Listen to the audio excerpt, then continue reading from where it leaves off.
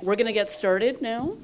My name is Simona Jelinek of Jelinek Ellis Gluckstein, and I am so thrilled to be here at our fourth conference. We've been doing this for 4 years now, and we're not going to stop. And every year it gets bigger and better. Today we come together to talk about how to thrive after something horrible happens. And we've got a lot of good speakers. I'm very excited. We want to be change makers in this field. We have been change makers in this field. I've been doing this now for 28 long years. And in my time, I have seen a lot of really positive change. Not enough. It's never going to be enough. But I have seen a lot of change. And that really is very empowering. And I'm happy to say that I was also part of some of that change, which is some of the most wonderfulest things that has ever happened to me in my life. And it's also because of people like you. We're all fighting the good fight, if you will. This is a space for learning, for congeniality, for collaboration, for networking, for action. We're going to take today and make sure that we keep the momentum going. We've got a great lineup of speakers, as I said. I thank you very much for your hard work. I don't know how we could do our work without your hard work, and of course, with the incredibly courageous and brave survivors that come forward. So right now, I'm actually going to hand it over, but actually before I do, one of those courageous survivors wrote a book. Emily Quint, who was our keynote a couple of years ago, last year, she's now written a book. And I haven't read it yet, but I'm going to start reading it when I get home.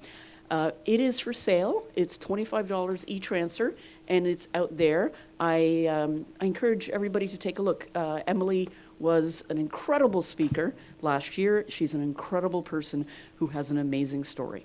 But right now, I'm going to introduce my colleague, Ivana Ivasicu, to do our land acknowledgement.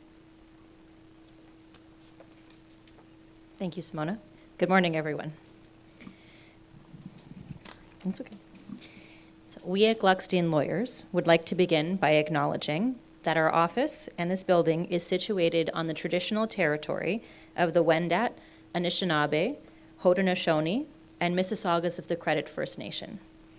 The land is covered by the 1740 Dish with One Spoon covenant between the Anishinaabe and the Haudenosaunee, binding them to share the territory and protect the land and resources, as well as Treaty 13 with the Mississaugas of the Credit and the Williams Treaties, signed by multiple Mississaugas and Chippewa bands. As a law firm operating in Toronto and throughout Ontario, we recognize our responsibility to honor and respect the enduring presence and cultural contributions of Indigenous peoples. We are committed to fostering an awareness of Indigenous rights, promoting reconciliation, and actively engaging in the truly meaningful partnerships with Indigenous communities. And to that, I'm going to turn it back over to Simona. Thank you.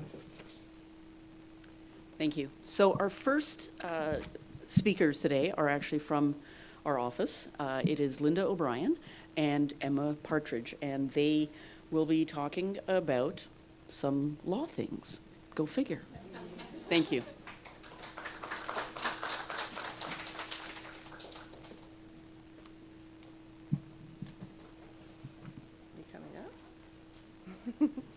I'm Linda O'Brien, and I'm Emma Partridge. and we're going to talk about the boring stuff first, and try to get it out of the way.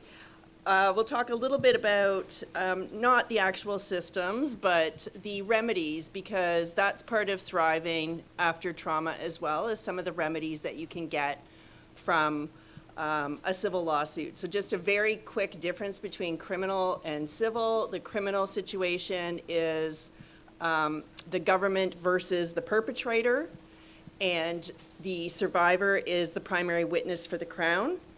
So the survivor does not have a role in terms of what actually happens to the perpetrator, but the survivor is the primary witness for the Crown.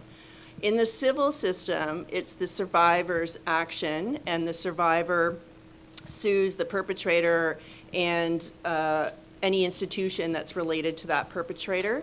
So school boards, CAS, churches, coaches, all of that kinds of things, sports organizations. So we work in the civil litigation system, and in the civil litigation system, the only thing you can legally get is damages, and those damages are monetary, so you can only receive money in the civil litigation system. But we have a few different ways to work around that if we settle a case. Before I talk about that, I'll quickly just reference what those damages are from a legal perspective. There's mainly three types. The first is what's called general damages or non-pecuniary damages, and that relates to the pain and suffering that the survivor has experienced as a result of the abuse. And that will include all of the grooming that might have occurred, the incidents that have occurred. And the court has basically made guidelines in terms of what the range of damages is for that pain and suffering. I'll let Emma talk a little bit more about how the court's starting to actually acknowledge trauma and the impacts of trauma, and that will help to increase those damage awards for pain and suffering. The other area where you can receive damages is for what's basically called loss of income, loss of economic opportunity. So that looks at things like, has there been a loss of ability to complete education, to go on and do something that you had always dreamed of doing. You know, a lot of survivors will hear have had to drop out of school, whether that be high school, college, university. So there's a loss associated with that that's economic, that can typically be quantified by a professional accountant. And that's an area where you can also receive compensation. Similarly, if you were working at the time and you were not able to return to work, then there's a quantifiable loss. The third area is primarily what's called future care costs, and that deals with things like ongoing counseling needs, past therapy expenses that you've incurred. Maybe there's been a recommendation by a psychologist or psychiatrist that you should do an inpatient rehab program, which we know are all very, very expensive. So those types of things can be covered in that area. So that's kind of the legal world in terms of what the law can give you compensation for. But as we know, the majority of these cases settle without having to go to court. And in those settlement negotiations, we can get a little bit more creative. So just to give you some ideas of different ways to be creative and to give the survivor something that's really meaningful to them, because sometimes money is not what's most meaningful. Actually, most times it's not. But in a settlement negotiation, we can work with the other side to do different things. So for example, I'll give you a couple of things that are non-monetary that we're aware of, that we've done or have been involved in. So for example, there's always the issue of an apology, and some people really, really want an apology. And often an institution or a perpetrator, certain perpetrators, are prepared to provide that apology. I always tell my clients it's up to them if they want to ask for that. It's really dependent on whether something coming from an institution is actually going to be meaningful, but for some people it is. There's other things that we've had clients want to do, and that includes going out and talking to the institutions. So as part of the settlement agreement, they will agree that they'll go and talk to employees for training purposes. They'll go and tell, for example, in a case with priest abuse, they went to the seminary and they would deliver messages there about their experience, what happened, how things should have gone better, and what they can do to make things work better. We've also had a client that talked to the victim witness assistance program and provided training for them in terms of what they should or should have done, done better, and ways that they could change to make sure that they serve the survivors in a much more fulfilling and meaningful way. One of the other things we had, an interesting one, was the survivor was very concerned that her mother, who had passed away, the stepfather abuser had a burial plot right beside Mom's. So part of the settlement agreement was that he would give that burial plot to the survivor, and he wouldn't be beside her mom, and that was very, very important to her. Another one that we had, which was very interesting, involved a preacher, and part of the settlement was that he would not be allowed to preach at the pulpit for the main congregation for a specific period of time. So those were some of the non-monetary things we've done. In terms of some of the monetary ways that you can get creative, and this particularly comes into play when we're dealing with individual perpetrators, because those are the most difficult claims. We don't have an institution to fund the damages that you should get. So the individual usually, not always, but usually do not have a lot of means, especially if they've gone through a criminal process. So you can get really creative in that world. And in that type of thing, we can look at monthly payments that they make, which, every time that check has to go through, that's a reminder to them of what they did wrong. So that can be meaningful. We've had situations where people have agreed to mortgage property in favor of the survivor. We've had situations where they'll sign over an asset more than the burial plot, like cars and things like that. One that I'm working on right now, we've got a judgment for a considerable amount that they've agreed to, and will enforce on the perpetrator's death, and make my client a little bit higher in the list of people that is able to recover from that estate. We can talk about canceling or taking out RIFs and RRSPs, and we often do a situation where we have people identified as the beneficiary on life insurance policies. So those are some of the different remedies that we look for. We try to get extremely creative to make sure that clients are getting something from the process, because the process, as you know, is extremely difficult, and they do need to have some sort of satisfaction is not necessarily the right word, but feeling that they've been heard and they've been seen at the end, and those sorts of gestures can really go a long way in doing that. So I'll now turn it over to Emma to talk about how the actual justice system and the courts are starting slowly. We know the wheels of justice move very slowly, but they're starting to improve in dealing with damages. Thanks, Linda. I'm going to be reading off my laptop. I'm not quite as much of a pro as Linda is. So as she mentioned, I'm going to be talking about some of the advances we've been seeing in the justice system and coming out of decisions and the decisions that judges are making. I will be taking an optimistic view because we could all use that. So in our experience and in reviewing some recent case law, pardon me that I can't see it, it seems that the Canadian civil courts and judges are being responsive to and reflective on childhood sexual abuse in particular, but sexual abuse more broadly. It's impossible to say exactly why that might be, but we think this reflects broader social understandings of how childhood sexual abuse impacts individuals, and the psychological impacts stay with survivors for a long time. And as Linda mentioned, I'm going to talk a little bit about damages and how damage awards have risen over the years.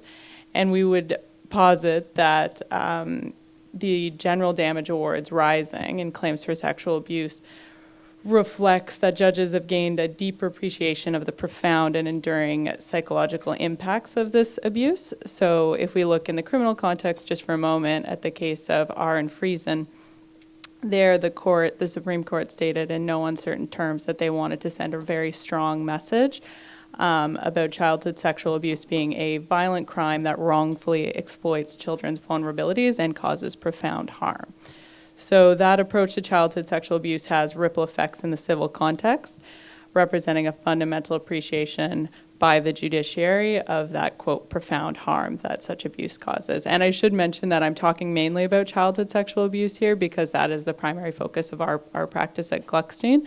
But certainly we have seen improvements in terms of how judges are approaching adult survivors as well. And at the same time that courts are recognizing that damages for childhood sexual abuse must reflect the severity of that harm, they also seem more attuned to the fact that there are certain evidentiary obstacles and issues faced by survivors, and the courts are thinking about how best to accommodate those problems. So if we look at the case of McLeod versus McLeod, for example, sorry, I can't, acting up.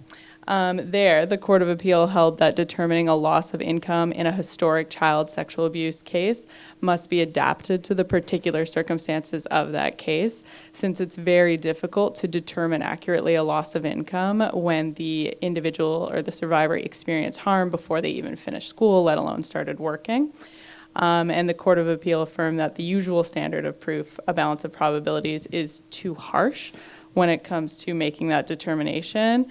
And instead, the Court of Appeal favored using the lower standard of proof, the lower standard of chance or real and substantial probability. So in a civil lawsuit involving childhood sexual abuse, the lower standard of proof applies, which is a fairly significant and important accommodation of, again, the nuances of a childhood sexual abuse case. And a 2022 case, Patty Cannon in Canada, involves physical abuse, not necessarily sexual abuse, but it is important as it pertains to issues of memory, adults testifying to issues that happened when they were a child. So there, the appellate court criticized the trial judge for failing to, quote, mine the context of adults testifying about events that occurred when the witness was a child, given the passage of time and the age when the abuse occurred. Now, these examples are not to say that the judiciary and judges are entirely or fulsomely responsive to the unique challenges of facing survivors of sexual abuse. I'm sure we've all been disappointed recently about certain decisions that have come out, but we think those examples suggest a general trend in a more positive direction, reflecting that Canadian courts are becoming a bit more aware of the unique challenges facing survivors. And that's all I have. I'm not sure if you have anything else, Linda? Okay, great. Thank you.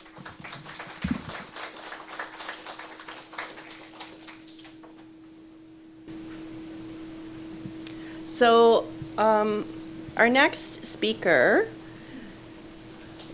is a male survivor of childhood sexual abuse. And I'll just wait for him to come on screen. Hi, Bob. Hi, how are you? Hi, I'm good. So everyone, I just want to introduce you to Bob, one of my most favorite people on earth. Bob is a survivor, as I've indicated, and he has been very willing to come and speak to you today about his experience in his life, and most importantly, about how he is thriving after trauma, because I think when you hear Bob speak, you will probably share my feelings that Bob is incredibly remarkable and super inspiring with respect to how life has changed for him over the years. And Bob, do you have your little partner there with you? Right here, Yeah. the star of the show. So this is Max. This is Max, who's absolutely adorable, and he's 3 years old. And we love Max. Maybe. There he is. Okay. So Bob, I'm wondering if you can tell us a little bit about your background in terms of things like where you grew up and who you grew up with and when. Okay, well, I grew up in northern Ontario town, Warren, Ontario. There was like 8 siblings in a small 2-bedroom shack. I had my mother with us then and a stepfather. Okay. And what was life like in your home as a It was child? very, it was a very rough childhood because, like I said, I lived in a shack. There was no running water, no hydro, um, very, very little food. We had to grow our own food. Yeah, wasn't very easy lifestyle. No. And what about things like school? Were you getting to school very often? No, not really, because we're way out from the school district, so the buses, like, weren't running all the time. We didn't have food to go to school with, probably not much clothing. Yeah. Okay. And can you speak to us a little bit about what you were experiencing at home, and then you were taken away and placed into foster care, correct? Yes. Okay. Now that I'm older and an adult, I guess, looking back, it was like a compound almost. Like there was 6 lovelies, and the rest of the whole compound consists of Monroes. So it was basically the Monroes hated the lovelies because we weren't related to them. So it was tough. Like, my stepfather's brothers were very abusive to us. Like, like verbally and sexually. It wasn't nice. Like, I'll give you one quick example so we carry on. When I used to have to go get water out of a well, we were coming back home, me and my brother Stanley, and like the uncles would kick the buckets and call us names, like I don't want to swear, but the little bastards, like, it wasn't very nice. Like, it kind of puts a scar on you almost.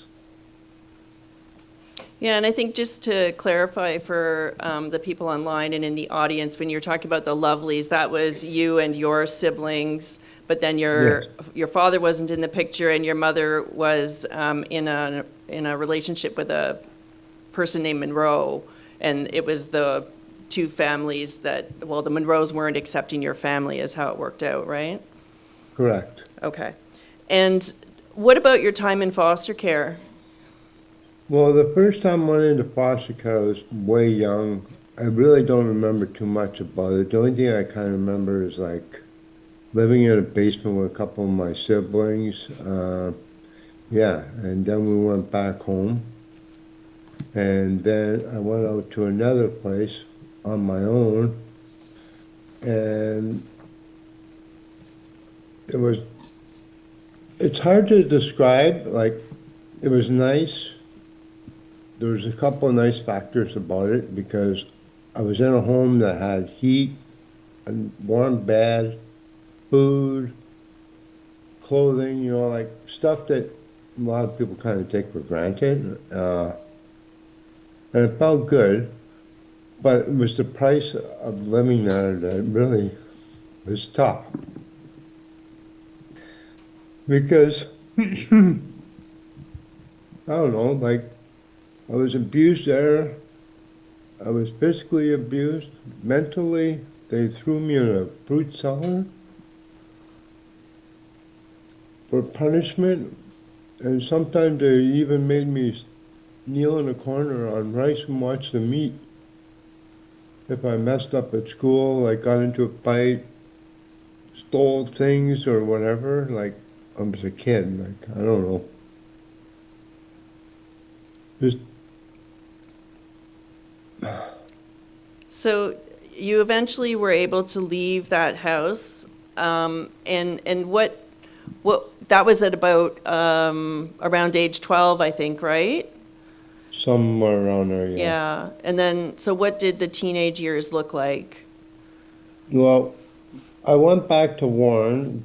Nothing's really changed, and then my mom got separated from that husband she was with, and we moved into Sudbury, Ontario. It was a ghetto.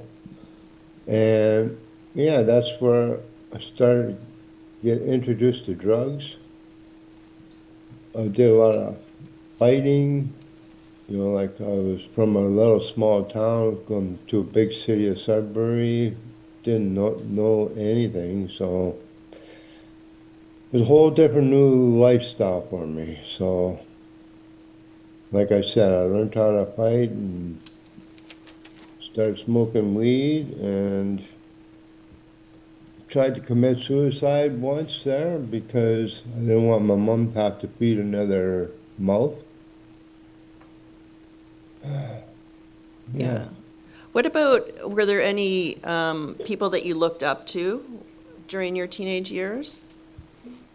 I looked up to my brother Stanley.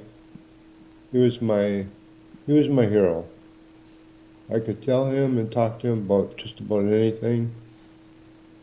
When my mom met this guy called Delmer, he moved in and he was an inspiration to me. Like, he taught me how to be a man and how to respect women because back in the farm, there was nothing like that.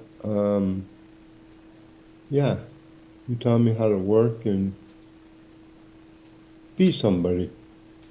And then when we move ahead, so you weren't able to finish high school, right? And No. you went to Texas because you had an uncle that was living in Texas and spent some time there as well?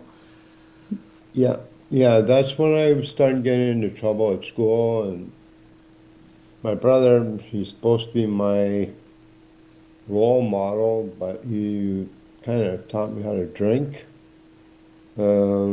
He used to tell me, here, have a drink, and then when I had a drink, he said, well, now you can't tell because you're going to be in as much trouble as me, so. Like, he was a good, yeah. Yeah. And I know that there was quite a few other traumatic things that happened to you while you were at home, but let's move on to sort of what starts to happen in your 20s. Well, I got married in my early 20s. Had two kids. One was not mine. That's how I met my ex-wife. She was pregnant at the time. I really appreciate her honesty saying that she was pregnant. Then we had our own child, a great daughter. I worked. I kind of hid my addiction quite well. I was a functioning addict, I guess you would call it. You moved around quite a bit. Oh, we moved from Ontario to Alberta, back and forth 3-4 times. Moved to BC. We moved around quite a bit, yes. Yeah. And then eventually the marriage breaks down, and what happens at that point? Well, pardon my French, but that's when all hell broke loose with myself. Like, I was introduced to coke. Can I say this? Cocaine? Yeah. Everybody's well, heard it. We're okay. Okay. Well, I was introduced to cocaine back when I was in Toronto one time, and I really loved the feeling of it because it made me forget a lot of stuff, made me feel acceptable. But I was married, had kids, so I knew that I shouldn't be dabbing in that stuff, so I left it alone. I carried on with drinking, smoking weed, figured that that was a normal lifestyle. Yeah, and then when she left me, it was a really tough time because I had to bring them to the bus stop in BC and say goodbye to my kids. That was a very tough time. And when they left, I lost it. I went into cocaine, snorting it, then someone introduced me to crack cocaine, and that was basically my downfall. Like, I just drank, smoked weed, and did drugs, hard drugs, to forget, numb it out all my pain, and yeah.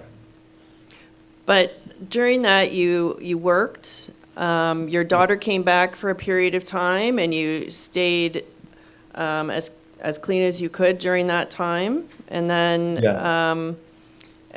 you looked towards rehab, right? So tell us a little bit about your rehab journey. Well, I'll just tell you something. Like, I was homeless before my daughter came to see me. Like, I bounced around, coaches, whatever. When my daughter came into my life, I quit everything. I got an apartment, and me and my daughter and I were pretty happy together. And then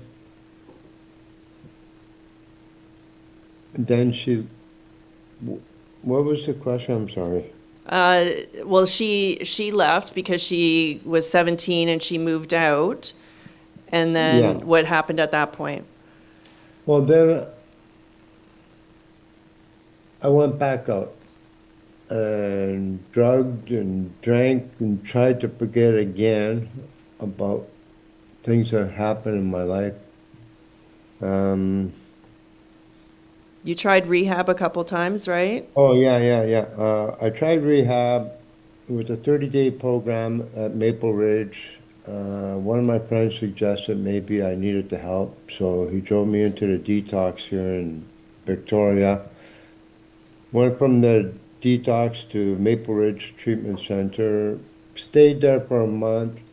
I tried to address my hard drug scenario because that's where I thought I had problems with, but it was all of the drugs that I had problems with, and it was like a gateway to it all. You know, like I'd start with one, go to the next, and then get back to the hard stuff. And I even told the guy, like, like, I can't wait to get out of Maple Ridge because I'm going to go for a beer because I'm in here for hard stuff, not booze. And he took me to a meeting, and then I kind of realized that, well, maybe the alcohol is a factor in this. Because at that time I had a couple impairs, and, like, it was carried on like a family tradition. Like every one of my uncles and my father all drank, so I figured, well, this is a part of life. So, yeah. So I went to treatment, and I think about a month after I got out of the treatment center, I was right back to square one where I was drugging, drinking. Yeah. But then things changed, right? So tell us about how you reached sobriety. I reached sobriety. I went back, okay, like after I got out and I started drinking and drugging, okay, I went out for 5 years. I was homeless, walking the streets, downtown east side, if you guys are familiar with that. I was down there for a while. And then I got a few more impaireds. And then one time, the last time I drank was when I had an impaired, it was a car accident, and I hit an elderly couple. I didn't kill them, thank God. I injured them, and I ran away from the car accident. It took the canine unit to come and find me out in the wilderness. I was out in the bush hiding, and the cops woke me up the next morning, and the cop says, "Do you know what you're in here for?" I said, "I have no clue what I'm in here for." And then he told me, he said, "You were a coward, you hit somebody, you ran, you didn't even stay there to see if they were dead. My canine unit had to come and get you." Yeah, so that's where I think I hit my rock bottom, and I said, you know what? before this, I was only hurting myself, you know, but now I'm hurting people. I need to get the help. So I went into my trailer that I was living at the time. I was going to shoot myself.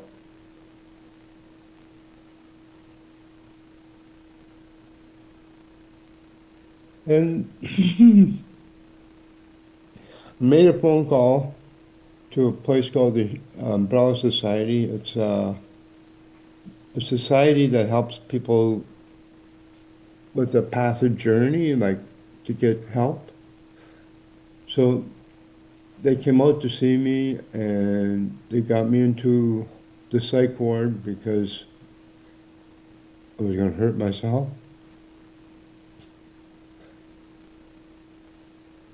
And then after that, I went into detox, and then I went to stabilization for 30 days, and I got myself into Maple Ridge Treatment Center again. I signed up for 30 days, but when I got there, in 30 days, you really don't get it. You know, like 3 weeks, you kind of getting back to being kind of a little bit normal, and I decided, I said, well, I'm going to stay here longer. So I stayed for 3 months so I could get this. And that's where I had to get really honest with myself and talk about all the things that happened to me. And what we did was an exercise program is you write down your whole life journey. And after you write it down, it took about 3 weeks to do this, by the way, writing it down, remembering things, going back and forth. And then when I finally figured out I had the whole thing, I read it in the class out loud, because there's other people that did the same. And a part of this journey was, after you read it, we went down to the Fraser River, and we burnt it all. And it sounded kind of corny at the time, but it was just to release everything that you went through in your whole life. And it felt like liberating, I guess. Like, it just felt so good just to let it all go. It was not a part of me anymore. And it's been 11 years sober, right? 11 years coming up October 13th. I'm Yeah. 73. Yeah. So, Yeah. Oh, thank But- you.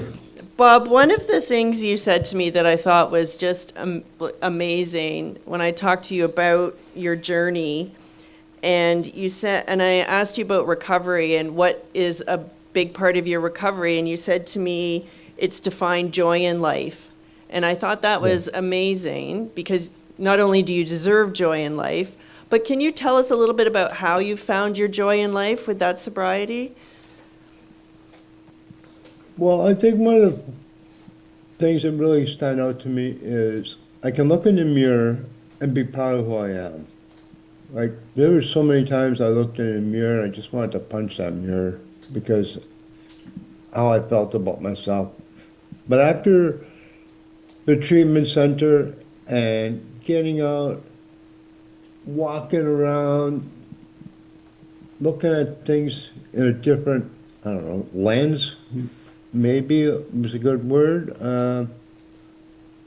just to appreciate things, you know, like the small things in life, like a bed, for example, a house, a roof over my head, food in my fridge, my ever-loving Max, you know. I have a partner now in my life, and she's my rock. Like, we're very honest with each other. If there's something bothering me, I could talk to her and vice versa. Life is good now. Like, I have my bad moments. Everybody does still, you know, but it's what you do with that moment, you know, like, I can turn it around in a heartbeat now. Like, before, I would sit there and dwell in it, and nothing good would come out of it. You kind of leave me speechless, Linda. Well, why don't you tell us a little bit about that? So when you have a trigger or you think about the trauma, what are some of the things you use to sort of recenter? Well, I do breathing. Like, I'll give you an example, okay? I was walking down by my house, and like a part of my story is a guy was a pedophile, whatever you want to call him, and he would do things in the garage. So I was walking down the street by my house, and there was an old guy, and it gave me that flashback, okay? And what I did at that moment right away is I called up my partner, Jill, and I just said, you know what, I had such a bad trigger, and like talking about it, like finding someone you can confide in and being able to be honest with them, right? I think that's one of the most important things. And like, I have Max now in my life, and like, I wouldn't change that for anything in my world. Like, it's amazing what a 16-pound dog can do for you. Like, use my support. It's amazing. Like, I look at his little brown eyes, and I can never have a bad morning ever again. Like, yeah, and like, I have a lot of gratitude, like, there was so much I was missing, and now I have so much to lose if I went back out, and it would be just redundant. Like, all my, I'm trying to find that word. Don't say it then. Don't say it. Okay. So I know that one of the things you do too is you take walks regularly, and for in the audience, Bob lives in Victoria, BC, and talk a little bit about how just being in Victoria is a great thing for you. Oh my God. I'm about 5 minutes away from the ocean. I'm on it's called Dallas Road. It's like Canada, California, okay? You got cars cruising around, you got people walking around, you got cyclists, you got people on rollerblades. Like, it's a beautiful spot. There's a couple of spots that are my favorite, like the Breakwater is one where there's a lighthouse way out, and it takes you, it's about a mile almost there and back kind of deal. You get to see whales periodically. I've been lucky enough to see them twice out there. It's just a great walk. I go up to Mount Doug, which is on the other side of the city, and like, you could see the city, you can see where I walk Dallas Road up there. It's just, Yeah. it's a beautiful spot to live in. Yeah, There's a lot of beauty.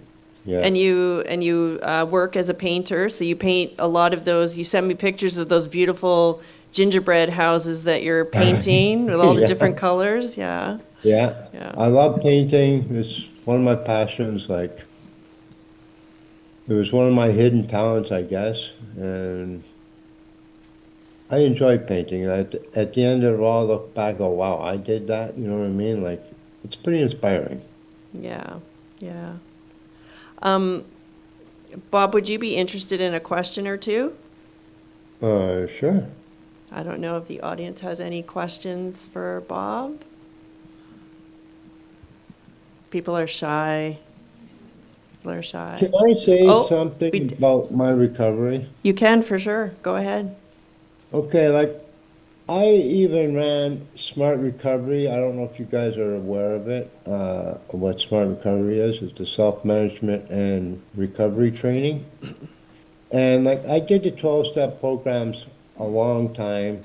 And then when I was introduced to Smart Recovery, it was a cognitive thinking, okay? And I found that, like, the 12 steps, don't get me wrong, they helped me out a lot. But Smart Recovery changed my way of thinking. Like, I have the ability of doing, like, I have the ability of to say yes or no, okay? In the 12-step program, sometimes it's self-defeating because you say, hi, I'm Bob, I'm an alcoholic. Well, there's more to me than just being an alcoholic or an addict, okay? Like, I am an uncle, I am a father, you know, like, I've got a lot more to give than to be saying, like, I'm just an alcoholic. And that's why I decided to run Smart Recovery for like 5 years. And once COVID hit, it was kind of tough to get back to Smart Recovery because most of the rooms were closed. They didn't have the staff to clean it afterwards, or we didn't know how to clean it properly. So I decided not to run it anymore. And yeah, like I do my readings, like just for today, it's a 12-step book. And after I read that, usually on a daily basis, I'm not gonna lie, like some days I don't read it, but most of the time I do read it, and then I discuss with my partner, you know, what I'm getting out of this read. And yeah, that's what keeps me going, I think. Yeah. And you're going well, and I'm so happy and proud and grateful that you were willing to share your story with us today, Bob. That's very special, very inspiring. And I think before we let you go, you'll have to give us another little shot of Max. Okay, hang on. I'll go get him, okay? Okay. I'm very fortunate because I regularly get little photos of Max, so it's always nice. There he is. Hey, Max. Hi, Maxie. Buddy, I woke him up. Thank you so much, Bob. We really appreciate you joining us today. I'll talk to you soon. Oh, go ahead. I appreciate you guys inviting me. I'm sorry if I wasn't the greatest speaker in the world, but You did fabulous. I just talk from my heart, okay? Oh, you absolutely do. Thank you so All right. much. Good luck with sorry. your... Oh, sorry. We do have a question. We do have a question. Oh, go ahead. Sorry, hi, Bob. Sorry, thank you. Hi, Bob. So I know where Warren is in Sudbury, Ontario, because I come from Manitoulin Island. So I used to party in Sudbury back in my day as well. Yeah. So and I'm reliving it, going, oh my Lord. Okay. So, The anyways, Kingswood Hotel. yeah, yeah, knew a few of those down there. Yeah. Anyways, you were talking about your 8 siblings and your family.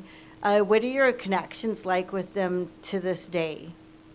Well, we are getting there's not very many of us left. Most of them are passed away from their addictions. I'm still close with a couple of my sisters. I have one brother in Mission, and yeah, we're pretty close. I have one sister who I don't talk to too much because, I don't know, she went her separate ways. Yeah, and that happens in big families, right? Yeah, it does. All right, thank you for sharing. Oh, we Thank have you. another question. Oh, And Bob was being generous. He was actually one of 12. Hi, Bob. I wanted to ask you, and I don't know where to look, where the camera is, so I don't know if you can see me, but I wanted to ask you when you knew you were ready to speak out in a more public way like this. How did you know that? after my treatment center, reading my story out loud to the class, I was ready for it. Like, I could go into a 12-step program, Smart Recovery, and say, yes, I was sexually abused. And I don't feel bad about it anymore. Like, I'm trying to, I don't know, help people, you know, like, they're not alone. Thanks, Bob. Okay. You're welcome. Oh, we'll do one more question. Okay. Thanks, Bob, so much for sharing your story. Very impactful for us today. I appreciate it. I just want to go back to when you made the call to the umbrella. You called it an umbrella society. Can you just take us through a little bit more of that conversation? I just did, it sort of, you jumped ahead, and I just wanted to know how you were able to sort of compose yourself and think about making that call, and how quick did they come to sort of, form you to the psych ward at that point? I wanted to hear a little more about that, if you don't mind. I went to, after I got out of jail that morning, okay, from the car accident, like I said, I was going to shoot myself, and then I called one of my buddies up that was in the 12-step program, and he came and got me and took me to a meeting, and then he explained to me what the Umbrella Society was, which I had no clue we had in Victoria. And when I called them up, I had a guy come out to Langford from Victoria, which is a 20-minute drive. He was there in like an hour, and like, that guy did above and beyond the call of duty, I think. I know it's a part of their job, but he came all the way out there, brought me right into the psych ward, and stayed with me until they found a place for me to stay in there. Like, I think the Umbrella Society is a really good program here in Victoria. I don't know if you guys have it in Ontario, but I think it sure saved a lot of people here. Yeah. Okay, Bob. You, we'll let you go back to Max and have breakfast because it's very bright and early for you right now. Yeah, I'm going to go So- painting at Jill's. Are you going to go painting? Okay, good. Yeah. Well, once again, thank you so much. You're an inspiration, and I'll talk to you soon, okay? All right, you guys take care and have a great day. Thanks, Bob. Okay, bye.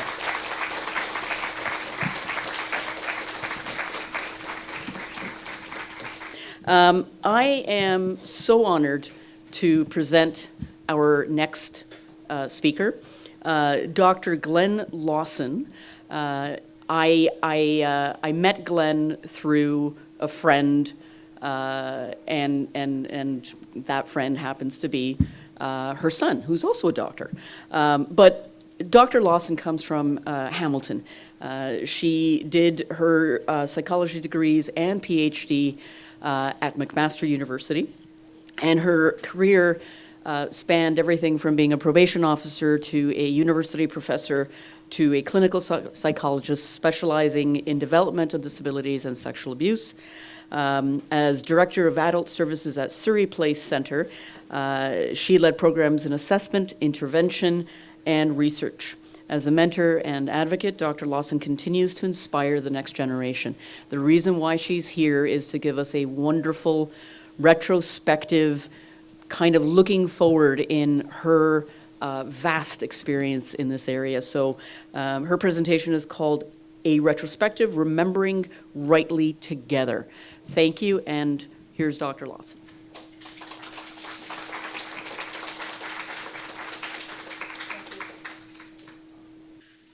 Oh, that's good. I'm so short that I sort of worry sometimes whether I'll see over things. Thank you very much for having me here. I really appreciate the opportunity to be with you and converse with you, and I find all the things I see on the program of great interest. So I will try to add to things in some way. I have I think there's a picture. I think that I don't know if it's available. Oh, it didn't get put up. Okay, that's too bad. I'll tell you what. It was two pictures that I wanted behind me here, but I'll just describe them to you. One picture on one side is, you get me there? The one picture on one side is called part of an exhibit that was held in Dresden called in honor of the Angel of History, a painting that was done in 1925. The other picture on the other side is a picture from the cover of a very important film that was done and came out, I believe, about 1987, which was called To a Safer Place. I don't know if any of you have seen it, but when it came out, it was something of a sensation for those of us who are working in fields where sexual abuse was a good part of our work. The reason I had those pictures is because, on the one hand, the angel of history is looking in this one, in that picture, a photograph of the destruction of the city of Dresden in 1946, and looking back at history, and history has much in it that is destructive and debris. The picture with Shirley Turcott, who is the survivor in To a Safer Place, is of her. She also has her back to us. She's got her arm around her mother, and she has one of the really incredibly awful stories about child sexual abuse. She also has one of the really wonderful stories about the amazing strength of a survivor and a thriver. She went on to do all sorts of wonderful things with her life, with her family, and she also went on to work and was probably one of the first people in a public way talked about in great detail about the great and terrible story of her childhood, which all sorts of abuse and neglect took place. I had them there because I very much feel like, in doing a retrospective, that I want to set the broad context that I personally work from, which is that, and many of you do, I'm sure too, which is that sexual violence is a form of violence, and it is a form that violence is itself a reflection of the abuse of power, that people who have power over us abuse us, or can. They can also be helpful to us, but violence and power go hand in hand. And so you look at the destruction of war, you're looking at power being used in this terrible way. And when you look at a child who has been abused from childhood on, or anybody who has been abused at any point, you're looking at this terrible abuse of power. And so we have to confront in ourselves and around us, I think, power, right? In all the forms that it takes. And that takes some personal work too, because we all can slip into some not such great places, or not great places. Remembering rightly is partly taken by me from a book called The End of Memory, written by a Yugoslavian, actually Croatian theologian who's now the head of Yale Divinity School, who wrote a book called Remembering Rightly in an Age of Violence. And what he has to say related to personal experience of being interrogated, he's not clear about how the whole nature of the interrogation, but he was a persona non grata in Yugoslavia in the communist time. He was a Christian. He was married to an American, very young man. He had to do his military service, and he underwent isolation, spying, and interrogation on a regular, terrible basis. And he responds to this in this book, and he wrote later about this again, that one of the things that he found, it was almost impossible to get the abuser out of his living room. That is, the abuser occupied him. He couldn't get rid of him. He called him, I think, Colonel G or something like that.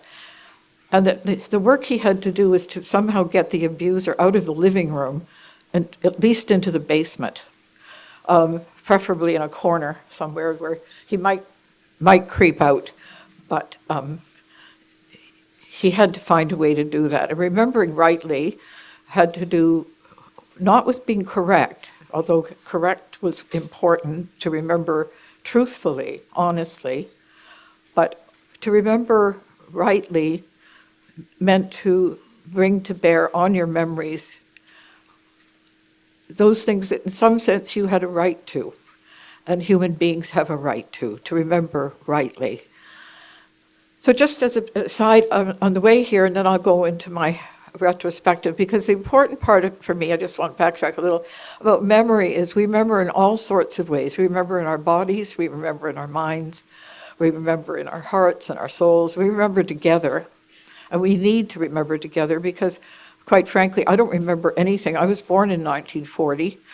6 years before there was pictures of the bombing of Dresden, debris was there. And I really don't remember anything about 1940. And I don't remember a lot about anything up till on and off again there. So remembering rightly requires that we remember together, always, okay?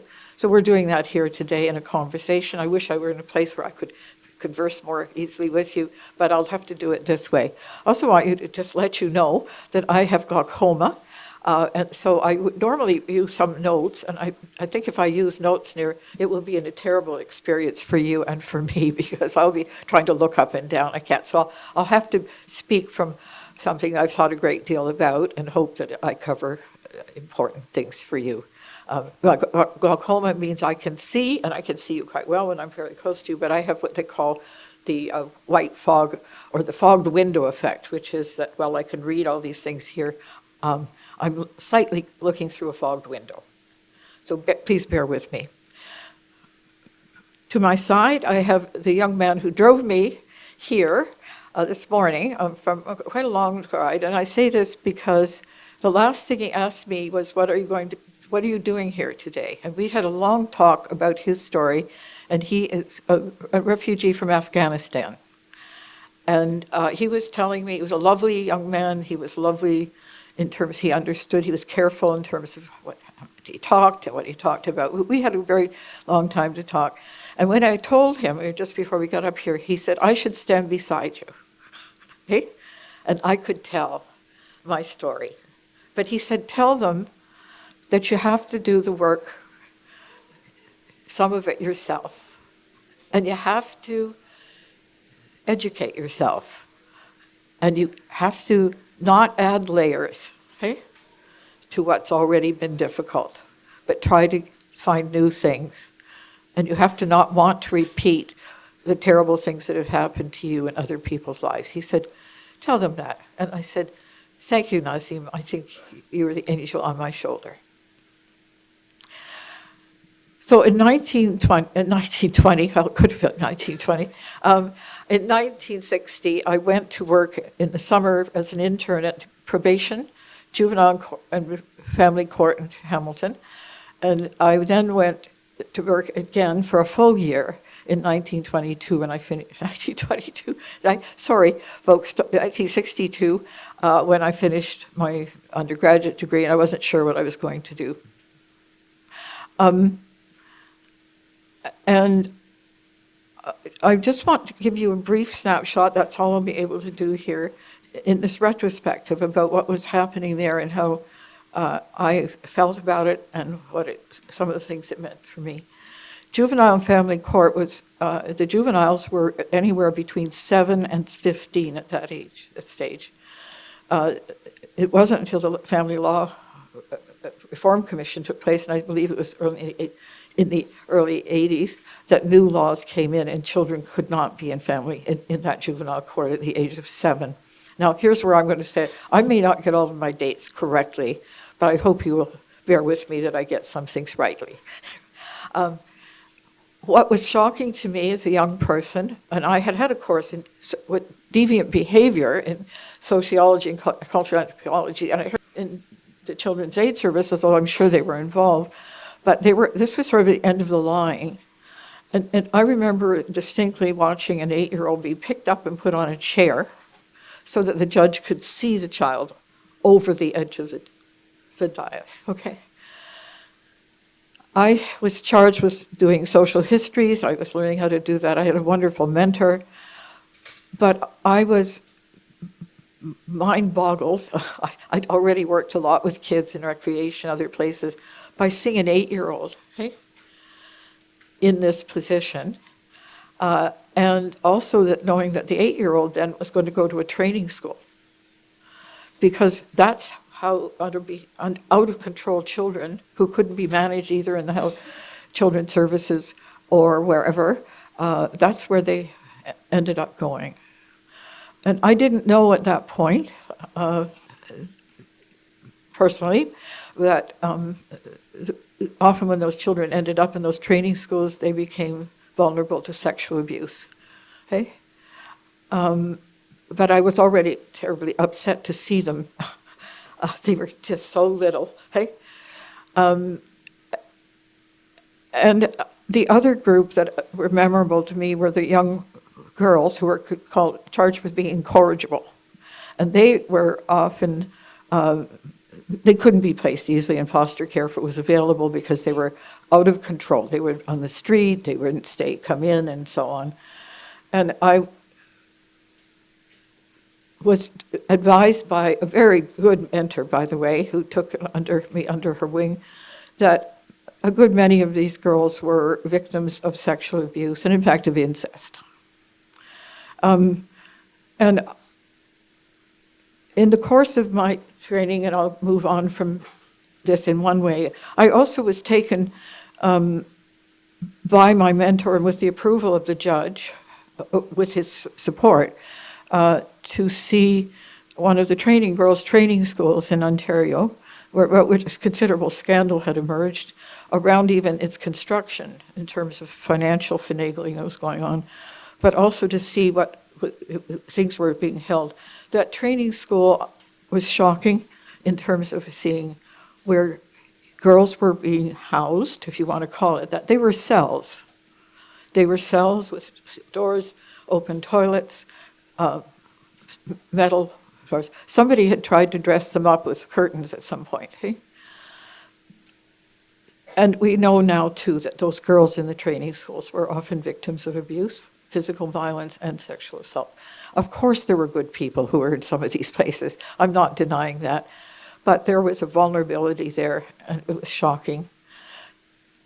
So I stayed with that work. And one of the things I also had to do was, I was the only woman at this point, sometimes covering both adult court and family court, was assist the Justice of the Peace, who was a lovely, gentle man. When he had to swear a warrant, women had come in who were being violently beaten by their partners. And he was very polite and very elderly man, and he did not want to look at their bodies. And I was asked to look at the bodies that were beaten below the neck. And often there was marital rape involved. So it was an eye-opener, and it was a difficult one. And I had good people, really, and a wonderful judge, actually. One of the things he said to me, I want you to read these books, and it had to do in part with policing and in part with police corruption and violence.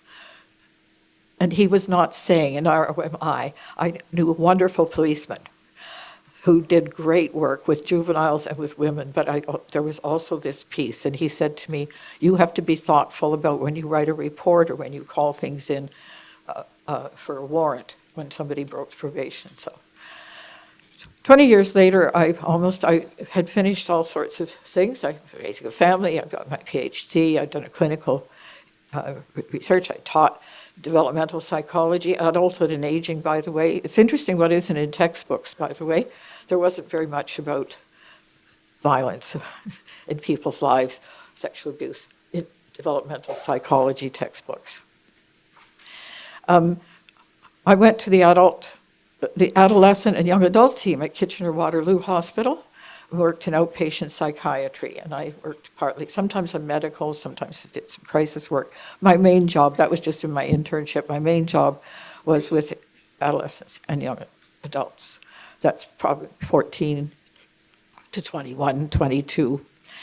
That was I was in a different place. I was trained as a therapist, I was trained in assessing, and one of the large presenting groups, known or unknown, turned out to be adolescents and young adults, both male and female, but usually more often female, who had either experienced child abuse or were now revealing the fact that had happened, or were at university and were now revealing that they had been what we call date raped and indeed gang raped on occasion by other university students.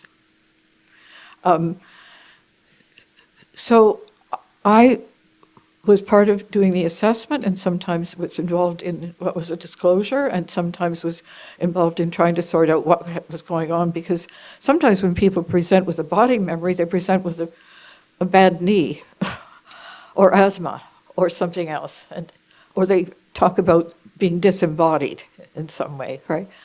So it was a learning curve for me, a big one.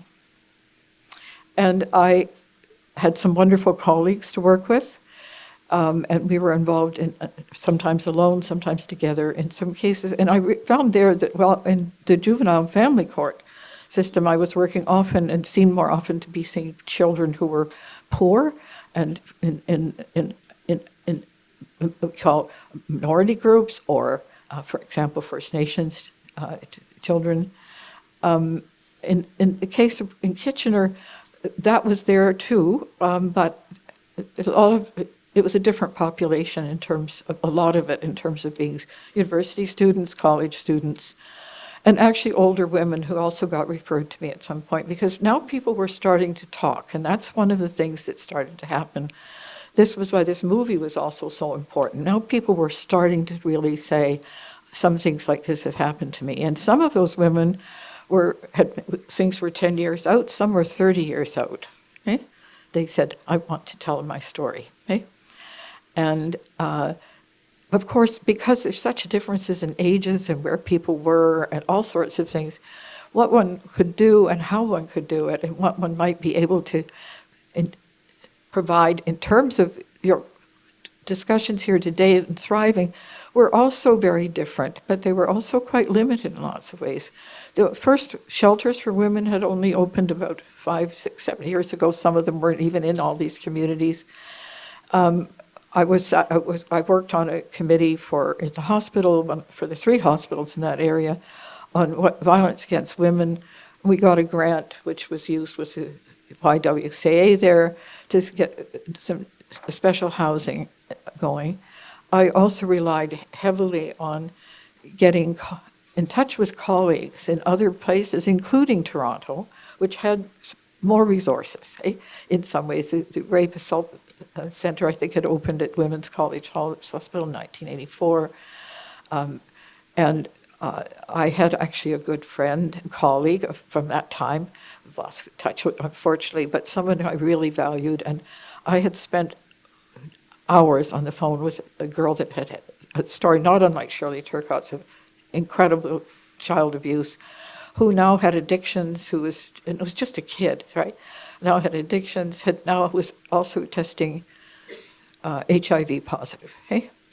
And could not find anywhere in Ontario that would take this girl, who obviously in every way needed to be in a treatment facility. And there wasn't anyone that would take her. Any place I contacted that had to do with addictions wouldn't take her because the sexual abuse had to be dealt with, or somebody wouldn't take her because of the testing positive HIV. I finally got Dr. Barnes, who was here in Toronto, in touch with her, and she did a wonderful job at connecting me to a religious order, a woman who would take her, okay? And that was wonderful. I can't say everything turned out wonderfully, but that was part of the story.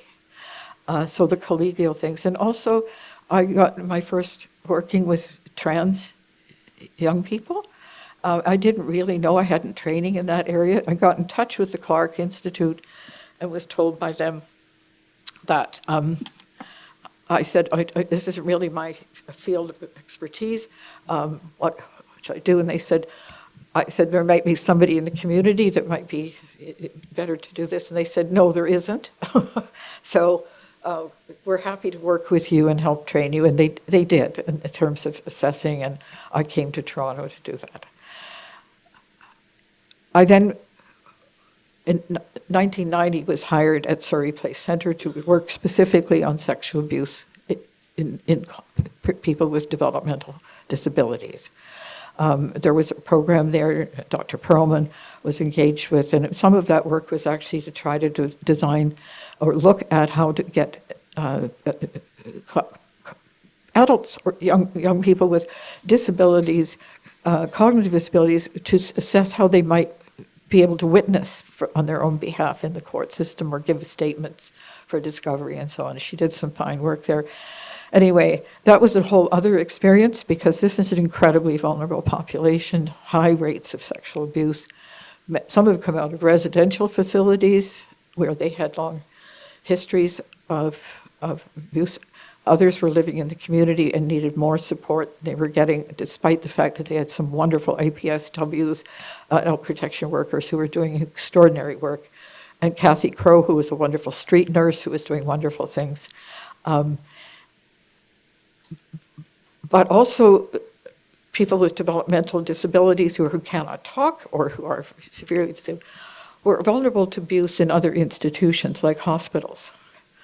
And so some of the most difficult work I had to do, and I hated it, but I hated it in the sense that it was just awful to do, but it was so stressful, I have to be honest. It's not easy sometimes to manage even when I had good colleagues and good support, but it was incredibly difficult work because it sometimes involved two legal firms representing two institutions and a contract that said what I could do and what I couldn't do. And it was stressful for everybody, the family and other people there. All of which I'm not wanting to emphasize, it sounds like it. I did that work and then became the Director of Adult Services, which meant providing services from 21 up until people died.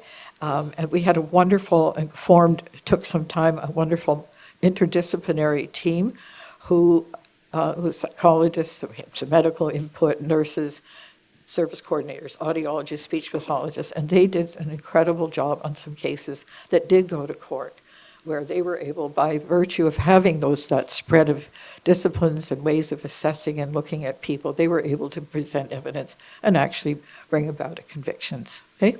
In some cases, but it was very slim pickings for being able to go. Justice cannot be done for many people, and it's going to be very difficult.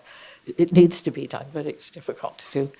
Anyway, I think in terms of your work here, in terms of talking about thriving, I have seen wonderful and been incredibly inspired by all through my work, whether it was with probation services, with psychiatry, place, who have shown such spunk. One of the stories I tell is that I met one of these people in another setting when it was one of these difficult cases, and I was introducing myself, and I was asking them what their name was, and how would they like to speak? How would they like to address me? How would I address them? And so on. And the person called me a very vulgar name. And the nurses and doctors there all got quite upset. And quite frankly, I was rather pleased because what I heard was that she was really mad. And she had some spunk. And she wasn't going to just go, hey? And that's an important piece. With all that, I've seen wonderful things that people have done. First Nations, young men out of a residential school who planted in a terrible, unyielding earth in the city, made out of laundry bags a beautiful greenhouse, okay? And grew wonderful plants. I've also, because of the period, and I look back to the war, heard many stories about women and men who had survived sexual assault as part of the war. And that's going on right now. We know that, Sudan and other places, and other places too. And it's not just, and I say just, it's not women, and it's women and men, and we don't talk about it very well. In terms of coming back to memory, and I'll finish up, you can get to your break, it's important to when we get the abuser out of the room, however that's done, and I was happy to hear some of the creative work that's being done in the civil litigation here too, which sounds great. It's also that the room has to be, the living room to become one, and for someone to thrive, has to have other memories in it. And many people who have suffered from abuse have been so controlled that it's not only that they separate themselves out, become disembodied, their memories are in their knees or wherever else they may be, but in fact, they don't have good memories. They simply don't have them. It's not just a part of them's been exiled, they simply haven't had an opportunity to learn, to do things, to see beautiful things, to paint beautiful pictures, to listen to music. So I am very concerned that when we talk about thriving, that we include all of those things that people can do that don't cost a lot of money, that do mean we need resources, but means that they can go to the library and get a book, and it might even be one that talks about sexual abuse, right? Not be banned, hey, by the current authority. But they can go to libraries, they can get music instruments at school, they can paint. Some of the wonderful work done by the APSWs when I was at Surrey Place Centre was a wonderful worker who did artwork with some of our folks.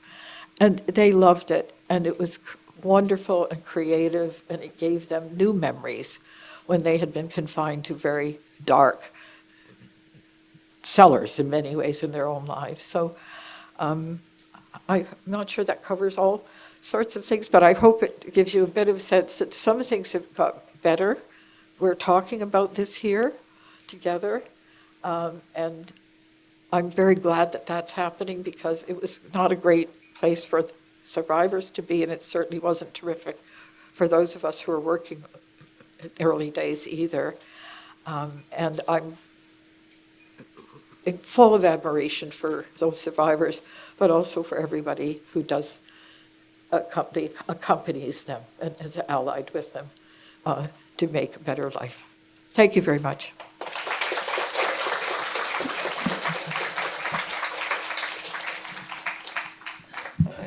Thank you, Dr. Lawson. We're going to take the actual break right now. So we're going to take a 15-minute break, which means coming back here, if I got my math right, at 11:25. At 11:25. Thank you. 11:20, sorry. I'm really, really bad at math. I hope everyone had a good break. There will be a lunch immediately after this panel, so don't worry if you didn't get any food or time to walk around outside. It's just this, and then it's lunch. Okay. So the panel so I'll start with introducing myself. My name is Ivana Iwasaki. I'm an associate lawyer at Yelenis Ellis Gluckstein Lawyers. I've worked with Simona since 2021, and I have had the privilege and pleasure of working exclusively with survivors of sexual abuse, childhood sexual violence, and to a small extent, survivors who are being countersued for defamation as well in my practice, and it's been my joy to help them navigate the system. My clerk and I have a motto we like to use, which is, they suck and we're going to make them pay.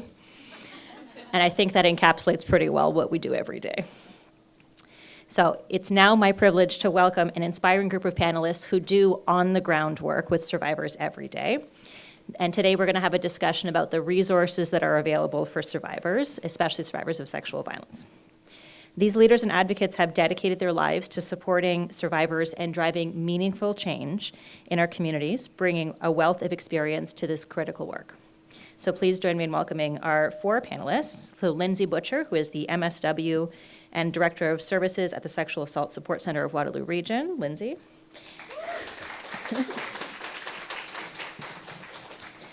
Next we have Griselle Elana, Program Director of the Latinx Women Program at the Toronto Rape Crisis Center, Multicultural Women Against Rape. Thank you, Griselle. Joining us as well is Tamar Whittleson, Director of Legal Services at the Barbara Schleifer Commemorative Clinic.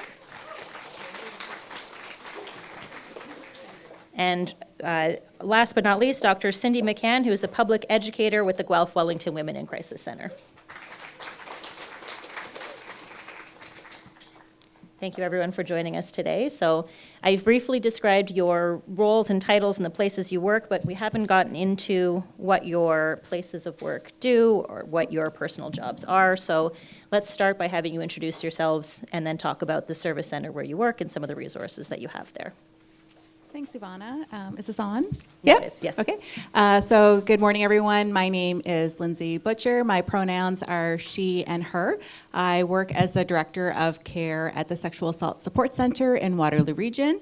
And our center is probably one of the largest SACs in Ontario, if not in the country. We have several programs. We have, of course, our 24-hour support line. We do counseling. We have a special sexual violence legal advocacy program. We do family court support and support groups. And we have a specialized anti-human trafficking program. We also do quite a bit in prevention education. And so we have a program for male allyship. We work with a number of athletic organizations to try to prevent gender-based violence. We also have an anti-human trafficking prevention program as well. I joined the sector back in my undergrad. I was a support line volunteer in my early 20s and have been committed to feminist work my entire career. Thank you. Thank you for the invitation, everybody. My name is Grisel Orellana. My pronouns are she and they pronounce. I'm from the Toronto Rape Crisis Center, Multicultural Women Against Rape. The center has been around for 51 years. It began by providing a crisis line to survivors during a time where the advocacy for collective work in violence against women movement began over 50 years ago. And during those difficult times, then the crisis line was born. Through other services, we have one-on-one counseling, support groups, court support accompaniment, where we support survivors in that process. We don't provide legal advice. What we do is that we refer them to legal clinics or support in terms of lawyers that can best define how the system will be able to provide that guidance. As we know, the legal system does not represent the survivors in many ways in the legal system, so that is always a challenge. Because we are multicultural, we focus our accessible services to Black, Indigenous folks, people of color, and also being linguistic accessible. Barbara Schaffer Clinic is a great partner in our community who can provide the linguistic access to folks. As we know, we do have high numbers of refugees that we work with as well, coming from very difficult situations across. And we do activism as well, Take Back the Night, and try to be as active as possible to provide our services free and confidential. Our crisis is 24/7, and our services are Monday to Friday, 9 to 5. Thank you. Hi, everyone. My name is Tamar Whittleson. I'm the Director of Legal Services at the Barbara Schleifer Clinic. Pleasure to be here and on this panel. So the Schleifer Clinic, we just celebrated our 40th anniversary, and we're based in Toronto, but we do have a reach through Ontario, and some of our projects, in fact, have an international, a national component, and we also participate in some international work. What we provide is what we call wraparound services for survivors of gender-based violence. So that includes both women identifying and gender diverse clients. So those services may involve one or several of the following. We provide counseling services, one-on-one and some brief counseling as well as group counseling. We provide interpretation services in more than 200 languages, recognizing that many survivors speak more than one language and are more comfortable, even if they have facility in English, are more comfortable talking about their experiences of violence in a language that is either their first language or another language. And then we also have a legal department, and so that's the department where I work. And to give you a sense of the kinds of services we provide that are legal, we focus on family law, immigration law, and independent legal advice for survivors of sexual assault. And as you might imagine, often issues in an individual's life will intersect across 2 or 3 of those areas of law. And with respect to survivors of sexual assault, we provide as I say, advice, independent legal advice. We do not provide representation. And we've been doing this work since 2017, when there was initiative in the Ontario province through a former government to focus on sexual violence and harassment. And so this program was developed both within the clinic and in a program run by the Ministry of the Attorney General around, well, first 3 locations in Ontario and eventually across the province, to provide information to survivors if they want, and we really encourage them to talk to a lawyer before they initiate any kind of a legal process, to understand what the options are, to have a chance to ask questions, get a sense of what to expect, and make an informed choice, even if that is to not pursue any option. We're also available to provide advice anywhere through that process. And that province-wide program was delivered through a roster of private bar lawyers who were paid up to 4 hours through a voucher for free advice. And in April, just a few months ago, the Ministry of the Attorney General decided to give that program to the Schleifer Clinic to run side by side our other programs, and to integrate the work that we do with all survivors at first contact, to do a risk assessment, to do safety planning if it's appropriate. And so now we've expanded this service so that we work with private bar lawyers, we administer the vouchers, and just to give you a sense, we provide advice either internally or through those lawyers on all areas that might be relevant to a survivor of sexual assault. So criminal is obviously the usual question, or the first question we get, but we also can talk generally about the civil process that we've heard about today, human rights complaints, disciplinary complaints, and help survivors get that preliminary idea of what it is to engage in these processes, what it might take, even if they are preparing to make a report to the police. And as Griselle said, we often work with TRCC to support those clients.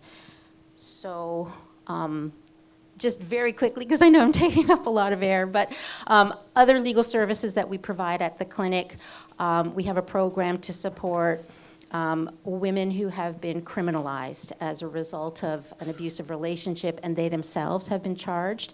And so we assist them in advocating with the Crown up front to try to explain the context and hopefully either reduce or have the charges withdrawn. We also have a program called And Me Too, which focuses on sexual harassment in the workplace.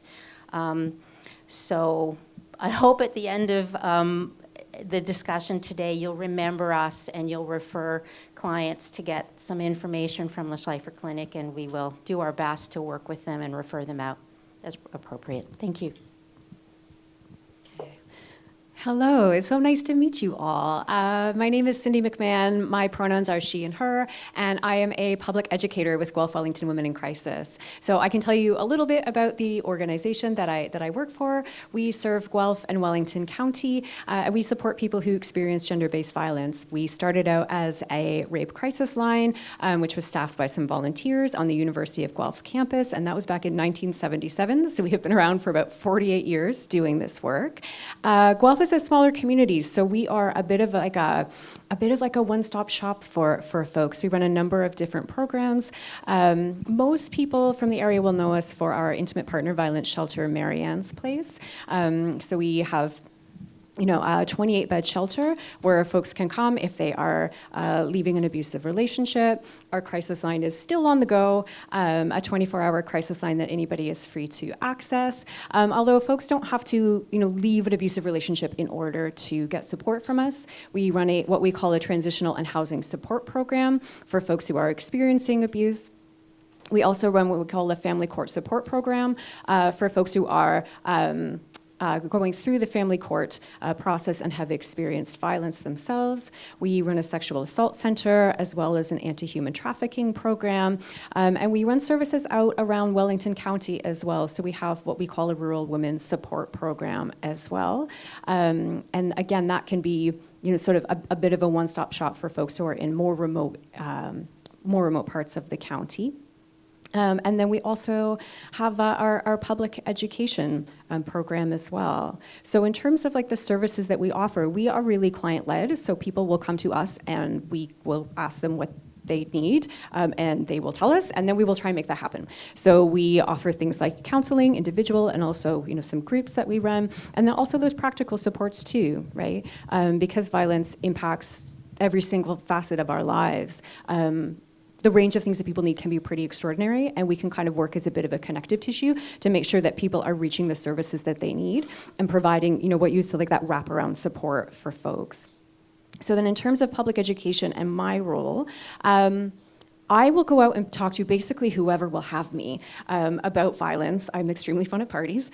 And probably the most relevant things that we talk about in this context is that I will go out and talk to community partners about how to respond to disclosures of sexual violence if they get them from clients. Most folks are pretty nervous about having those conversations, so we can give them some tools and also talk about like maybe some best practices and ways to get folks connected. We do a lot of consent education, like through the schools, with our OHL team, through a program called Onside that Sask was instrumental in developing, and for youth in the community as well, on the university campus. So we run a lot of consent workshops, and we also do a lot of preventative education around human trafficking. So that, again, might look like going out to community partners so that we can talk about maybe like some risk factors, some red flags, how to get clients connected if they need to, and also talking to specifically our grade 7s and our grade 10s around Guelph and Wellington County. We have been doing that kind of education and delivering anti-human trafficking presentations for both of our school boards for the past 3 years.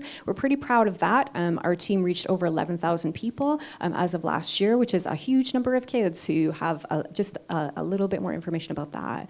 So that's a bit about me. So before we get on to the next set of questions, thank you very much. And it's incredible to have such wonderful, powerful women helping our community members do such incredible things. Thank you, all of you.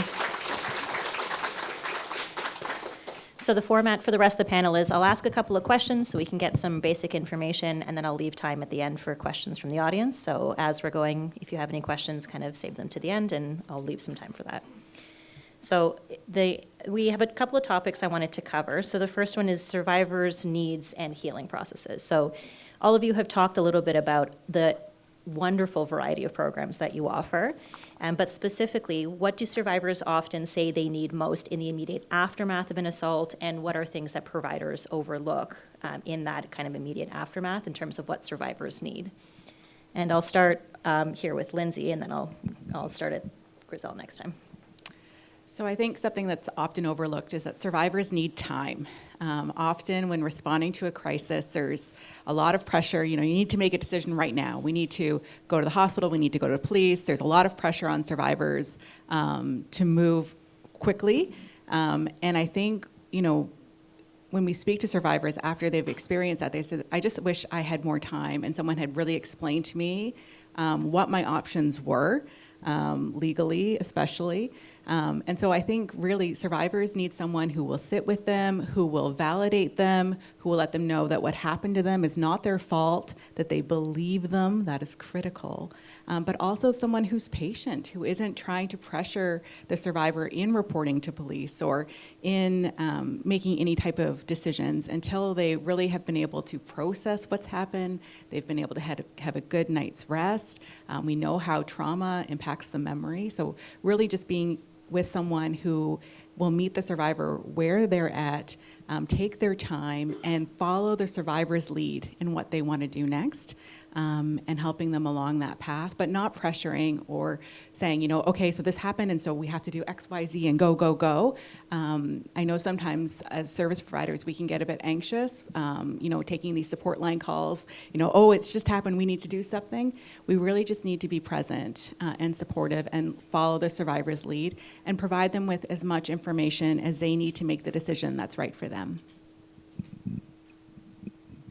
Thank you. To add to that, also being mindful of their safety.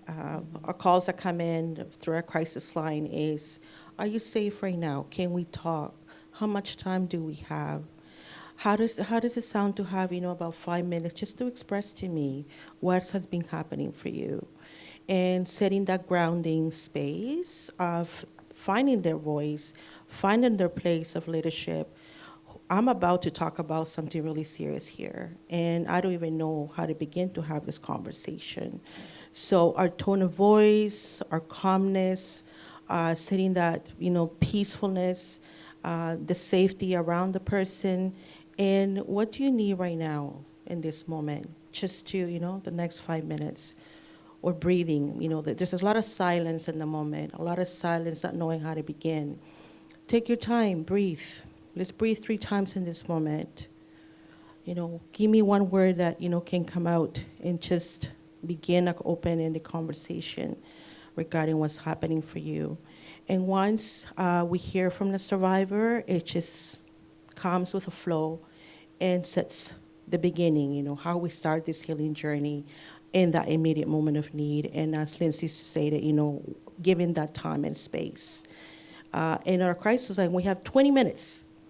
20 minutes to speak to, because our lines are very busy. And so within those 20 minutes as a counselor, we are trained to sort of figure out what's happening in the first 5 minutes, what's happening in the next 10 minutes. And by the time the 50 minutes come up, the person is like, I feel so much better. I don't have a plan. However, this is your options. Let's take note down. What is available to you? Where are your location of places that you are? Because given that with TRCCs in Toronto, in Greater Toronto area, it's also finding out what community do you reside and what is available to you. If you want to report where the police is, that is an option. If you are at risk and you need to prevent a situation from going farther, to be able to take care of yourself safely. If that is not the decision right now and you're in a safe space where you are okay, then we can move into, counseling, or call us back. But, you define that space and time. Thank you. So, yes, all of the above. I forgot to mention, but you may already know, so the Schleifer Clinic is not a crisis service, and so unlike some of the other services, here on the panel and in the community, we don't always get that immediate, right after an incident has happened call. It's not that it never happens, but so what we try to do when we do get the call is really build that trust, and I can speak certainly for all of the lawyers, and actually we have a court support program in the family courts as well. We really focus on trying to provide trauma-informed service, which means building trust and listening, validating the experience, and hearing when and how the survivor wants our help, has a question, helping to identify the issues that they may want to address right away or sometime down the road, and really taking it at their pace. And I don't think it comes as a surprise to people in this room, but there is such a thing as trauma-informed lawyering. And we really do respect the autonomy and dignity and personal decisions of our clients, and we take their lead.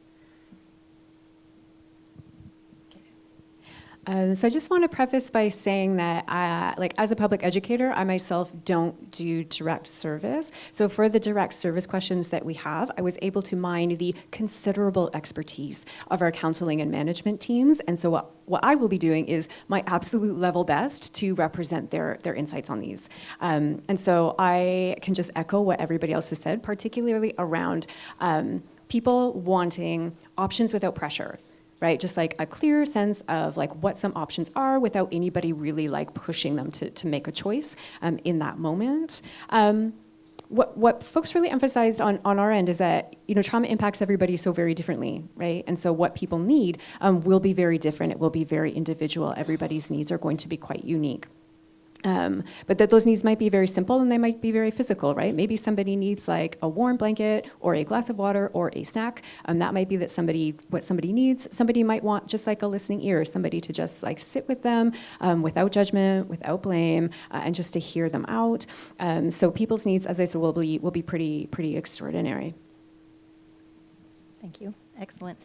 So in the interest of time, I'm going to skip ahead to some of our later questions. One of the questions that we often get, especially with historical claims, is, so I am doing question 2 right now, but then it'll lead into another, or topic 2 right now, for anyone who's on their papers. What challenges do survivors face when they come forward years after? And what strategies can services use to support survivors who come forward years after violence occurred? And I said I would start with Grizel this time, so if we could get Grizel's answer first. Okay, thank you. The challenges that we have heard from survivors has been not being believed, the judgment.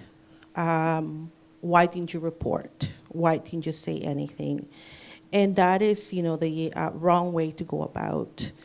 Many survivors take their time as we begin the conversation. How do I disclose something so intimate that happened in my life that was traumatic?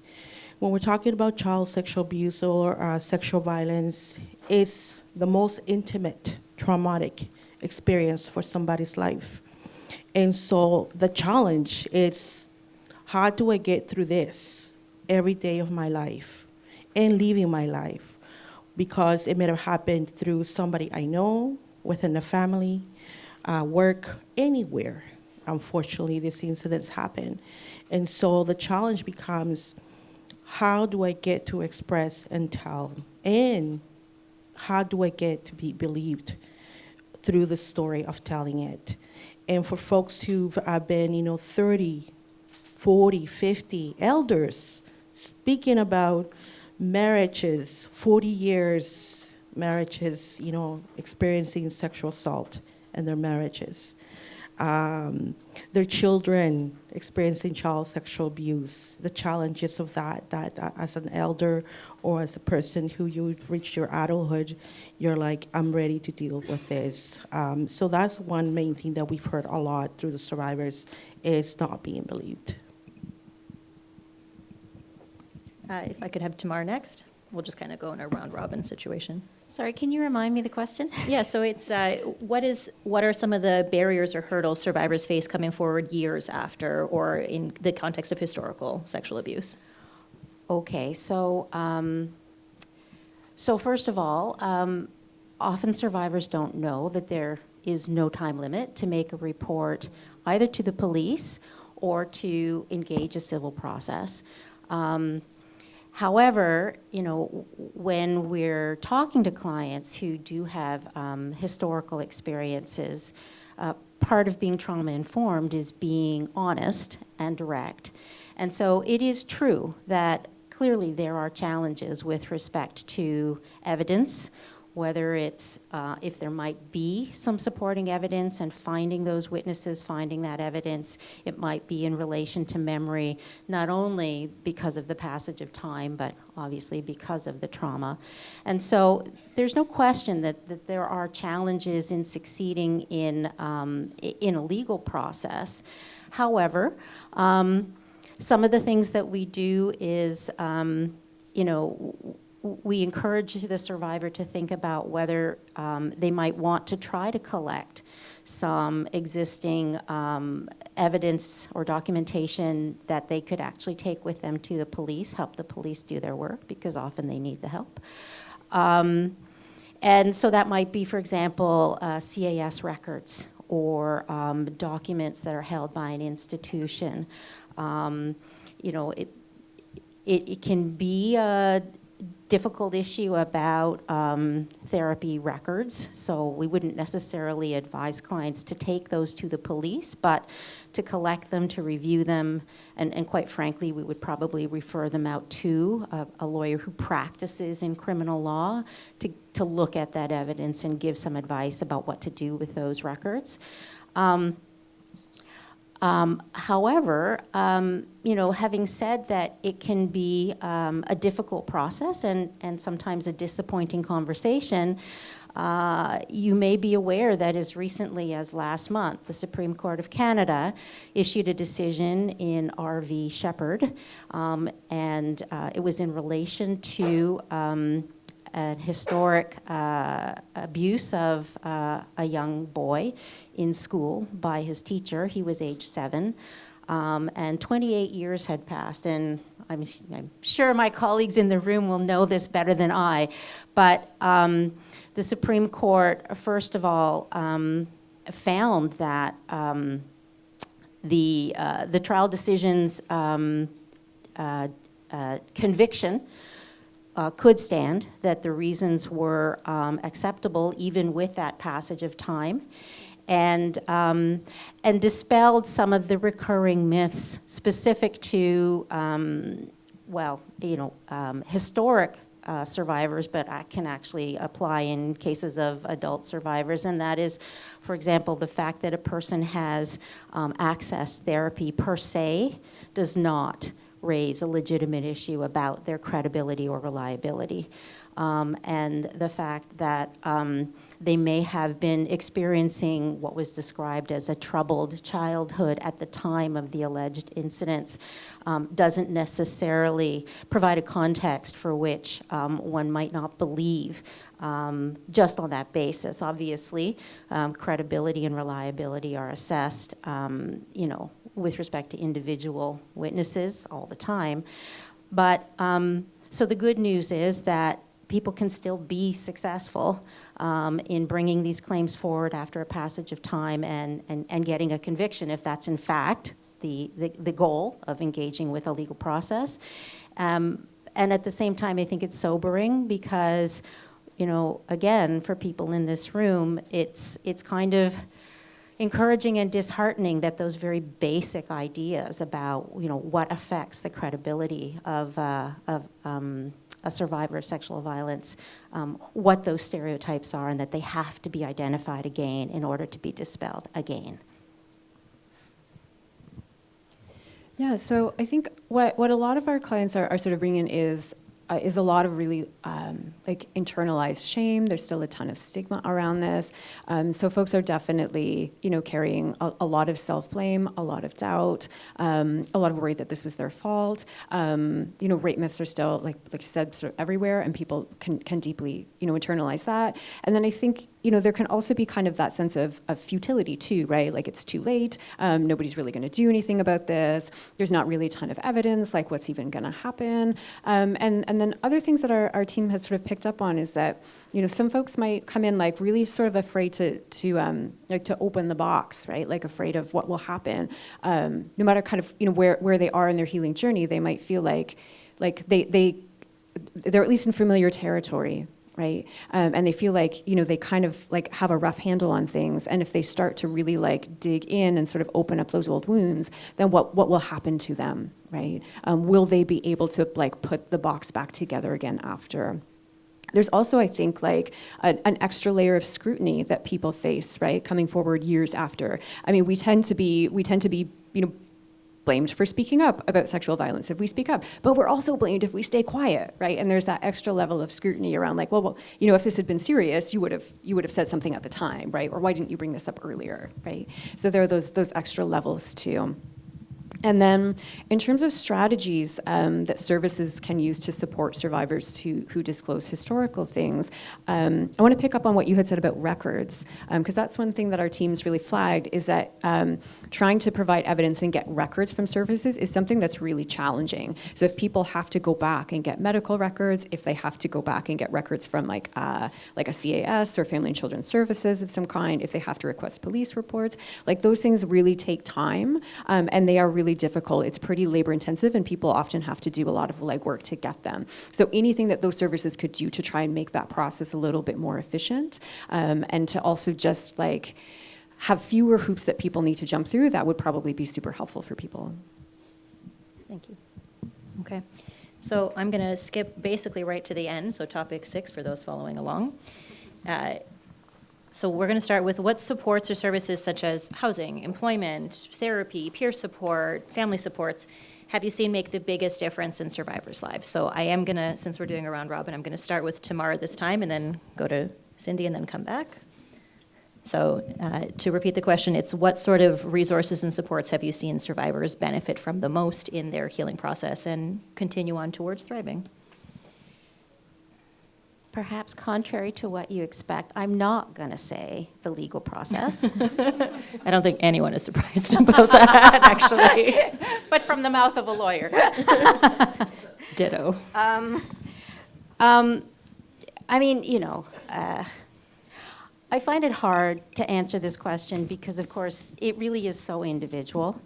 And I think it needs to be that holistic approach, that wraparound series of supports, and in fact, collaboration as much as possible. So, for example, even though at the clinic, we do have some counseling services, we have interpretation services, we have a variety of legal programs, and we can consult and support one another internally, even with respect to a single client, obviously with consent. But we regularly work with other service agencies and with housing supports, with counseling outside and community organizations that support individuals in terms of their community, and with outside lawyers. And so I think depending on the needs of the client and the complexity of the case and the level of barriers that they are dealing with in terms of reaching the outcome that they are aiming towards, I think, I think the most important thing is to bring as many resources as possible, to share the resources that we have across strapped organizations, and to learn from one another and take the client's lead. Thanks. Yeah, so the answer that I got from folks about what supports and services have made the biggest difference was like all of them that would make a really big difference. But particularly like starting out with those like filling basic needs, right, that lend people a sense of safety, right? It's going to be difficult for somebody to work on their trauma if they are really food insecure and they haven't eaten in 2 days. If they are housing insecure, it's going to be more difficult for them to feel safe. If they are working with an undiagnosed brain injury, that's going to make things more difficult. So making sure that all those basic needs are met first, that can really go a long way towards then allowing people to sort of do that sort of deeper work. One thing that was flagged by our manager was that there used to be a thing called the Victim Compensation Board that she found very helpful. So RIP, the Victim Compensation Board, it sounds rad, because what it used to do apparently was award people like quite a substantial amount of money. Like she was talking like 100K, like over 100K, for people to be able to just like take time and heal. So you could take like a year off and you could do that work like full time of just like healing and getting yourself back together. Whereas now, like people are really having to sort of do this work kind of, off the side of their desk, more or less, right? And doing this as time permits and also, of course, as the budget permits too. It was rad. It was. So our office would sometimes assist with making those applications, and just getting even therapy funding could make a huge, huge difference. So definitely RIP to the CICB. One thing that I've seen that has been like transformational in the lives of survivors is being engaged in advocacy, in communal healing, being in support groups. I know there's a number of survivors joining us today who are part of Survivors for Justice Reform. And they're, they're leading advocacy around restorative justice and transforming the system so that it serves survivors.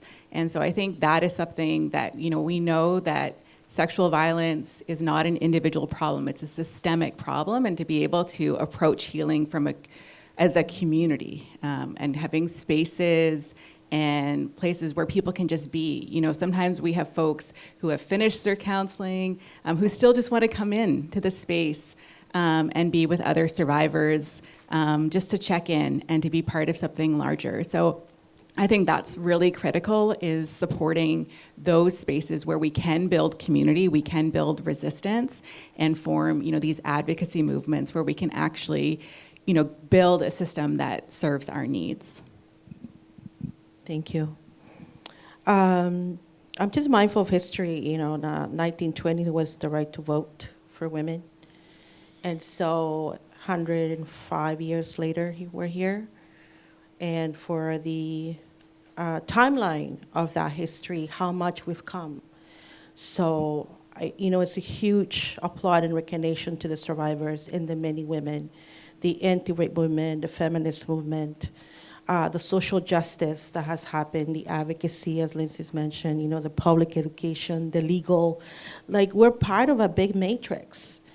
And part of that matrix is how much we have transformed and evolved, and we are here, will continue to be. And so in terms of us at TRCC, we also are part of the Ontario Coalition of Rape Crisis Centers, where provincially there's more than 30 rape crisis centers through the Ontario province who are doing collaborative work, the legal systems, putting these conferences together. People come out and learn so much, there's still this taboo thing about sexual violence, domestic violence. But it's not just a single individual issue. It's a major social justice issue going on human rights. Mm-hmm. And so the strategies will continue to be, what do we need to continue to do? I applaud also, those who started this movement many moons ago, because funding has become very precarious in many levels over the last 100 years. And continues to be challenged by, government. And so I applaud the work that is being done on advocacy and lobbying to support survivors and all survivors on continue to strategize on that and the activism that happens. So thank you. Thank you, everyone. So in the interest of time, I am going to move to audience questions to see if anyone has any questions. And then if not, then we will have a presentation, then break for lunch.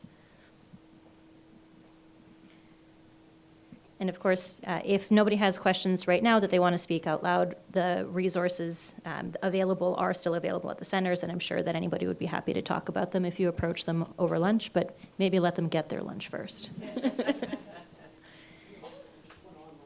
So we have an online question. All right, so for the Schleifer Clinic, do you have anyone who could represent or assist a survivor who is being sued by their perpetrator through the anti-SLAPP legislation? So at the clinic, we don't provide representation in relation to, any sort of legal action related to sexual assault, and we don't practice in the area of civil law. Having said that, we are more than happy for the individual to contact the clinic, and we have a robust list of lawyers who practice in the community in this area. This would fall under the area of independent legal advice for sexual assault survivors, and we do work with civil lawyers. And so there would be some upfront free legal advice to at least get a sense of, what the issues are, what the strength of the case is, what the risk is, and then, it would be up to the individual to determine if they wanted to retain that lawyer. And of course, there are lawyers in the room who do this work too. Yes, my boss would be remiss if I didn't mention that I am one of those lawyers. See, it's a big network. It's a big network. None of us does all of it. Yeah. Yeah. Thank you for the question. Yes, please, Dr. Lawson. We'll get you a microphone, though. Thank you. I just wanted to comment that you were saying about the history of coming together and advocacy, and how I think that's been so incredibly important, and how grateful I am to the feminist movement over these years that has really advocated for both women and men, right, in all sorts of ways, right, for breaking this. And as a therapist, it was always part of my sense that we had to move through at people's own rate and timing to where the possibility, it was sort of like, who have you told and how did they react? Who do you need to tell, hey? How are you going to forgive yourself? Because I must say, forgiving other people isn't even the question at some point. The pressure to do that is so great, hey, often. And in fact, most people need to undertake saying, well, it was all right for me to go mail a letter and I got raped or something, or a child, well, I was seductive, or there's all that stuff. And the final thing was the advocacy piece, that moving towards, or the communal piece, moving towards some place, okay, where you were working together in some way, right? However that was. So I think these are all incredibly important things you're talking about, these, hey, this work, right? So thank you. I just wanted to, sort of, as a therapist, that was really important to work through to that place. Not to pressure to it, but that's getting to the thriving part, I think. Okay. Thank you. Thank you. Got 2 more questions, looks like.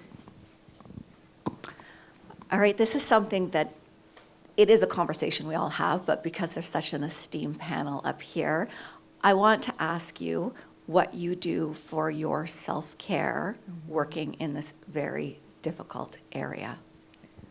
I'll start with Dr. McMahon. Cindy, since you didn't get to go first. Oh, no. Can I pass? Self-care is not my strength, to be totally fair and transparent.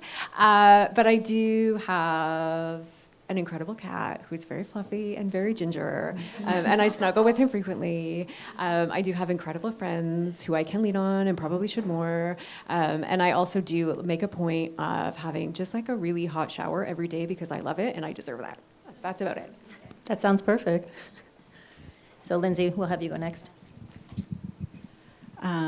So I garden a lot, so my whole team sees lots of pictures of my garden all the time, but that's my self-care. I also, and it's really our culture at Sask, like we don't work when we're not working, because this can take over your life. It is, part of our identity to work in this sector, and so it's really important. Danny, my colleagues here, and we were just talking, and I said, I don't respond to emails after 4:30. I'm not on my phone, looking on the weekend or things like that. Like we having really good boundaries in terms of when you're working and not working, because you can burn yourself out so quickly and so deeply. Because many of us are survivors. This is something we're really passionate about, and you can get pulled in to where it becomes all-consuming. And so definitely like just having those clear boundaries, and good therapy is also a big plus. That's a very good question. I think for me, it's a huge challenge to give back the time to say, okay, time to decompress, time to release, time to reflect, how to be able to do this work. And what I've learned over the years through my mentors and Indigenous teachings has been healing is powerful. And thriving through healing is the most amazing spiritual self-love. And so on a daily basis, doing that, reminding myself of the gratitude and the blessings that gathers me to that spirituality, and reminds me that it's okay to be here in this distress, in these challenges. However, we each have a mission and time, to be here. And great bath. My massage therapist was like, put some like white vinegar in there, baking soda, lots of sea salt, aromatherapy there, and just lay there for an hour.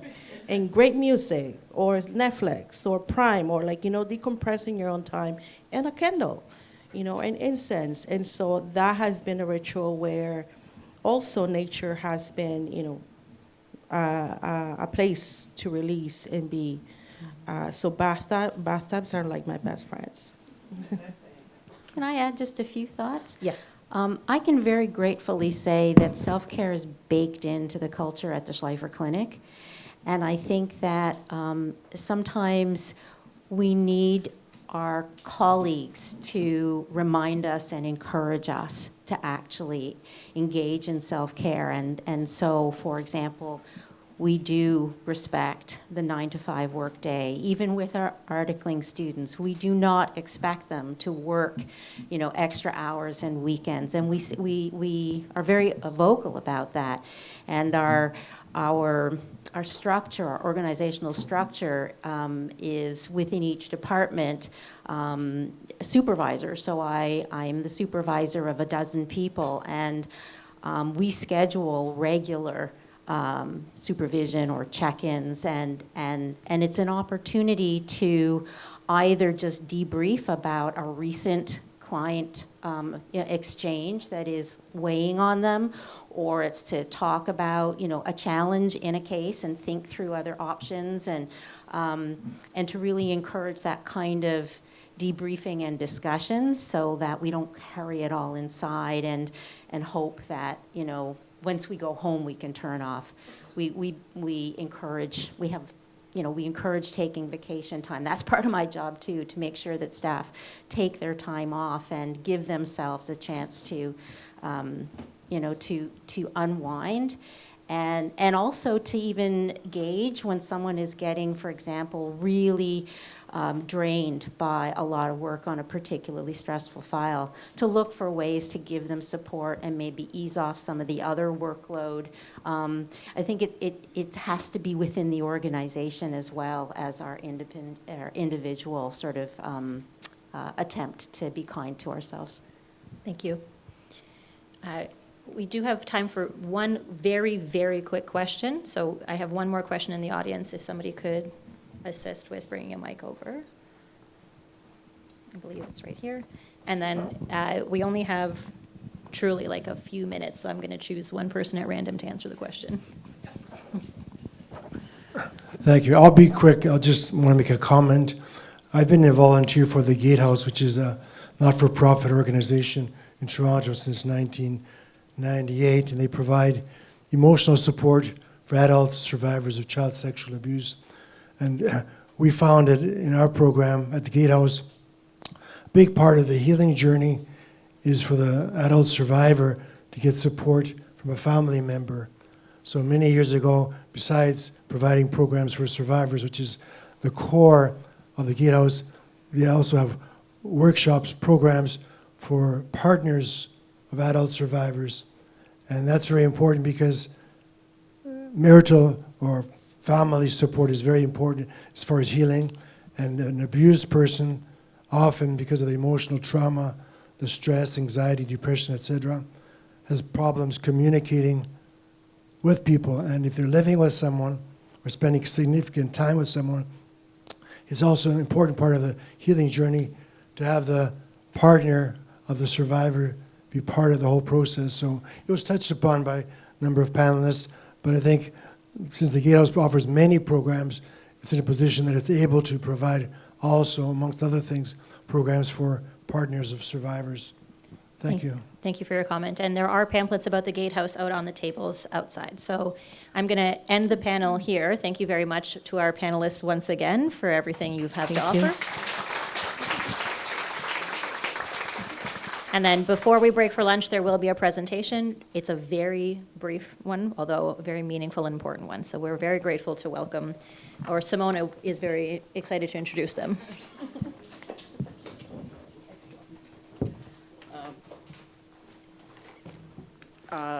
First Nations are such an important part of our life in general. In my life specifically, I've been dealing with First Nations clients since 1997, and I think that they are some of the most amazing people out there, and I wish so much that we had treated them better, and I want so much to treat them better. But we have here Stephanie Hill and Heidi Penand from Brantford Region Indigenous Support Center to do a drum song, and they are from the Gehektige First Nation. Thank you.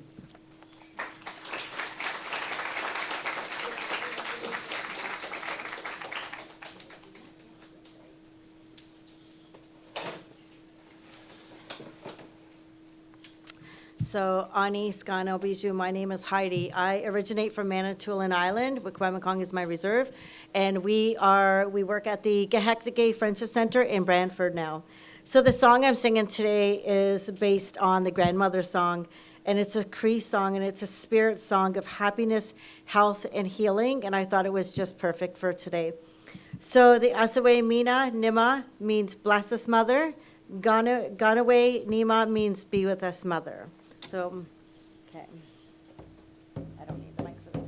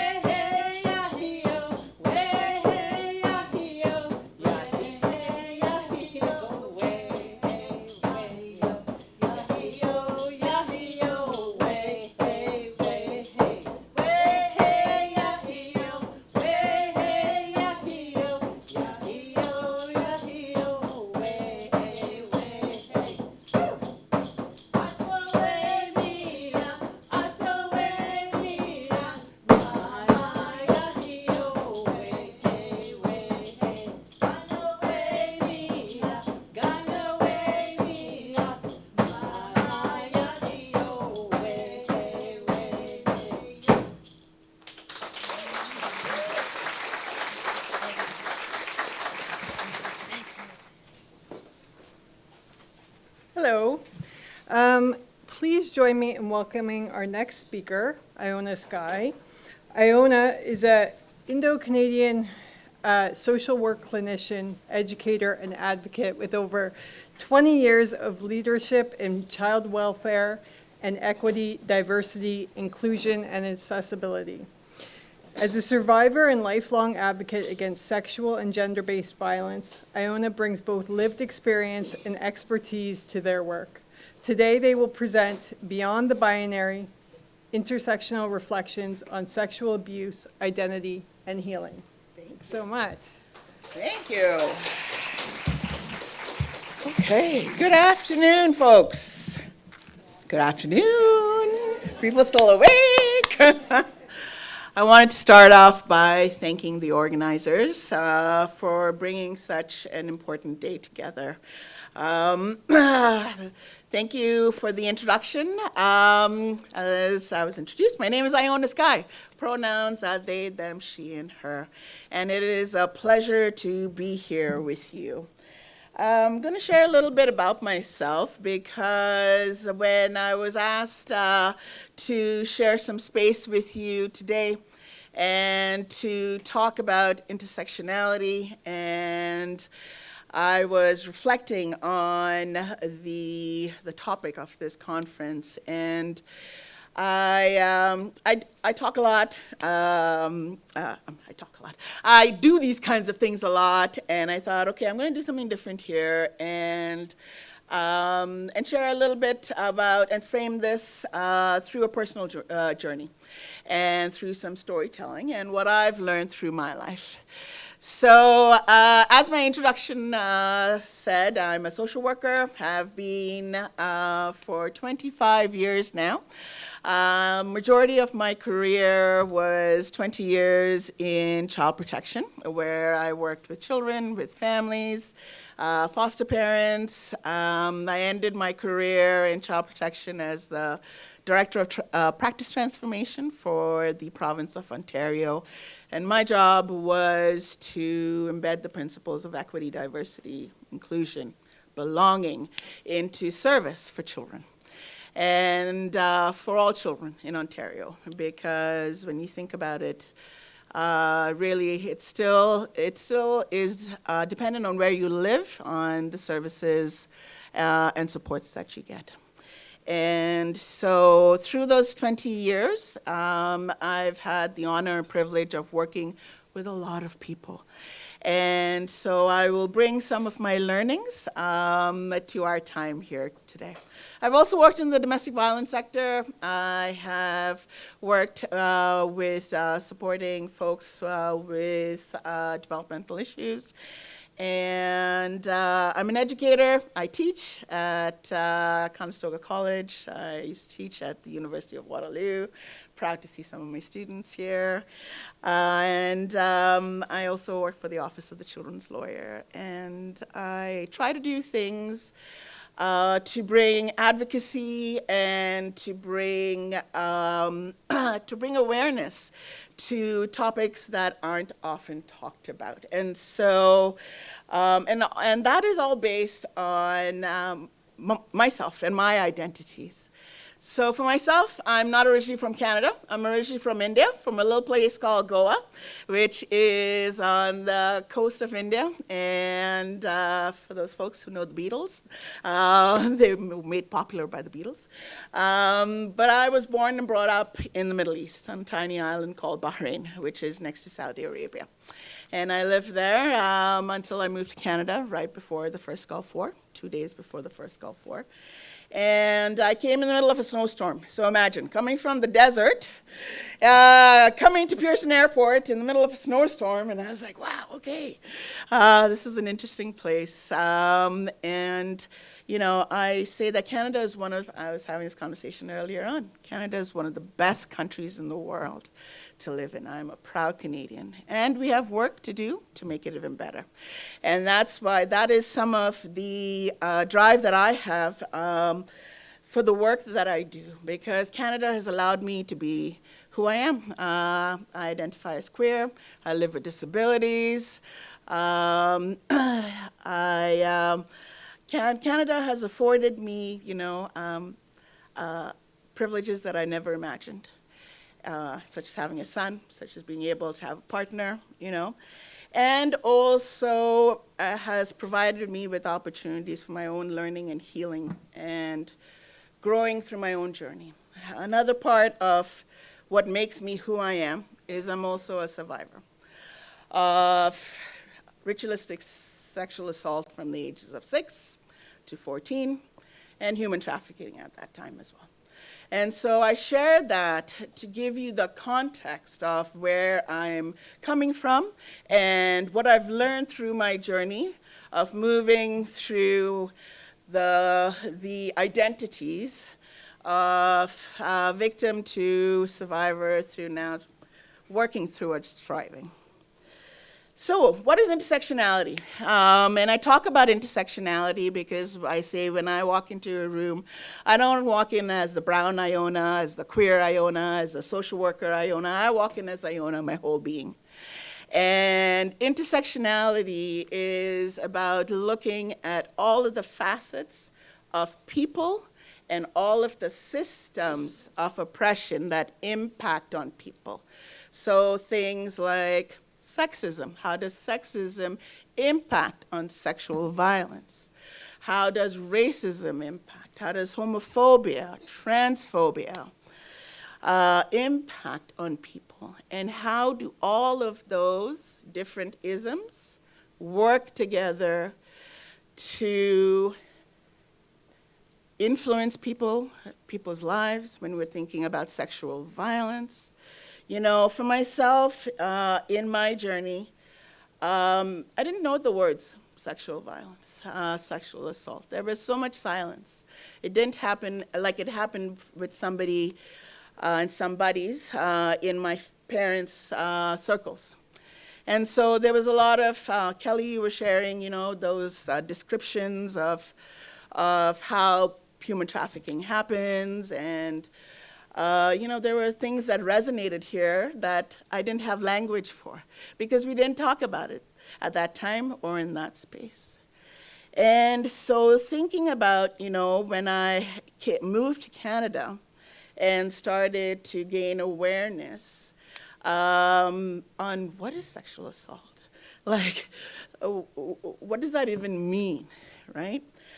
Because where I came from, we didn't talk, you don't talk about sex in the first place, let alone sexual assault. And when you also think about the dynamics, the gender dynamics between males and females, and I'm talking about the context of where I grew up in, but we can see it playing out here as well in the Canadian landscape.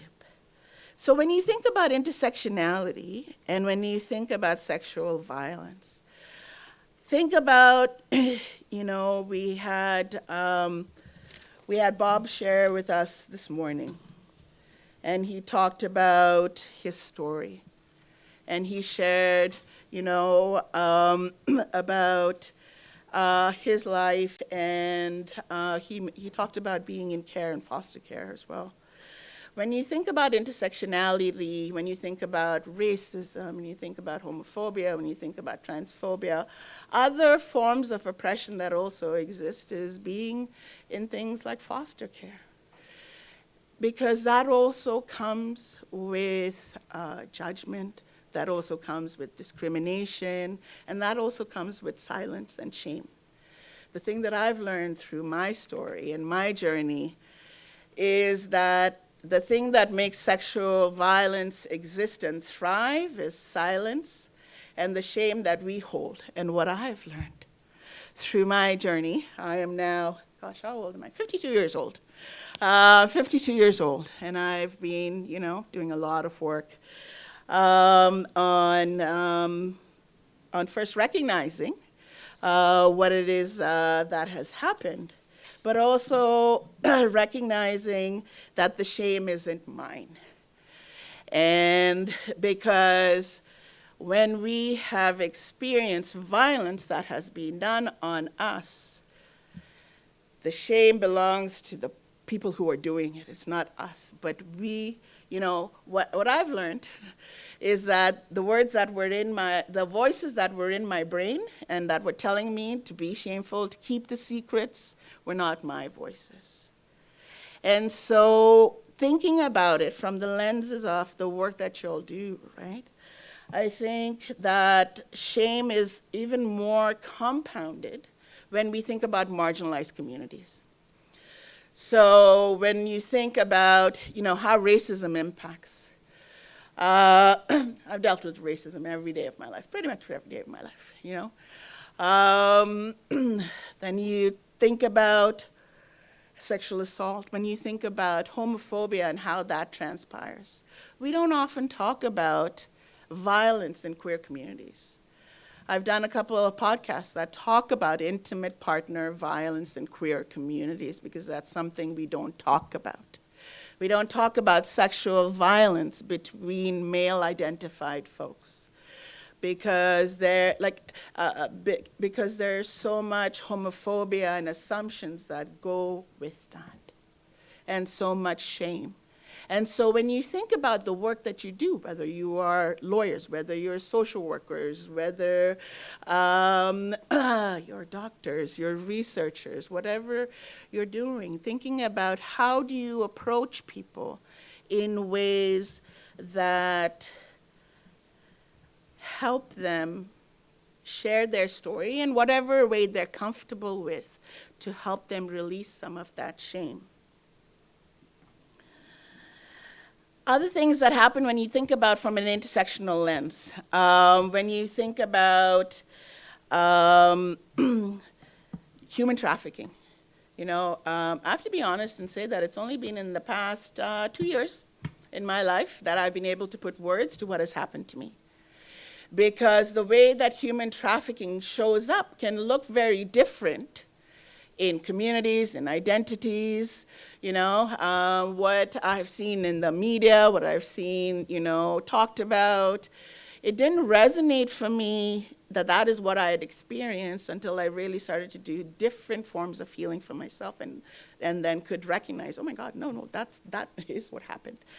And you talked about, Kelly, about talking and about, sharing stories and when people can see themselves in that story, right? Because of all of the silence that surrounds sexual violence. So how do we ask questions in a way when we are supporting people who might not know, who might not be able to recognize what they have experienced, and or might not resonate at that time with the words of human trafficking. Because I'll be honest with you, when the first person who said it to me, when my partner said, sounds like you've been trafficked, I said, no, that doesn't happen to me. I was dealing with my own reaction to that. And then through lots of therapy, lots of work, lots of lifting stuff out, started to really process. And so thinking about, about these nuances, because I think sometimes, when we think about sexual violence, it impacts visibility. It impacts access to culturally relevant supports. So thinking about also when you support people, what do they need that aligns with them, with who they are, whether they are racialized, whether they are part of the 2S LGBTQ communities, whether they identify as trans, as non-binary, as male. Do they live with disabilities? When you think about the intersections of ableism and sexual violence, when I worked in the disabilities sectors, folks often talked about how people do not see folks who live with disabilities as sexual beings. And so if you don't see people in their full humanity, how do you create spaces for people to even broach the conversation with you if they've experienced harm? Wow, 2:17. Okay. I'm going to shift now to going into what have I learned on some things that can help, okay, and some things for you to think about. So folks talked about a little bit earlier on, is trauma-informed lawyering. So taking time to get to know the person, going at their pace, going at their speed. It was interesting. And also paying attention to how they communicate. What do they need? I've worked really hard to also recognize the impacts of these traumatic events on my functioning and my brain. It was interesting this morning. We had a conversation. I was talking to somebody at my table, and they said, "What are you going to talk about?" And for a second, I was like, I couldn't think, right? And I said, I'm sorry, my traumatized brain, this is what I'm going to talk about. Right? And so sometimes people might not be able to answer your question or whatever right away. Give them time. Give them time. You know, give them options. Explain things. Where I come from, growing up, you don't go to police. Police were not helpful. I didn't know what social work was until I moved to Canada. You know, so when people, if they are new immigrants to Canada, they have to learn the systems, perhaps learn the language. And court could be a scary thing. So what would work for people, right?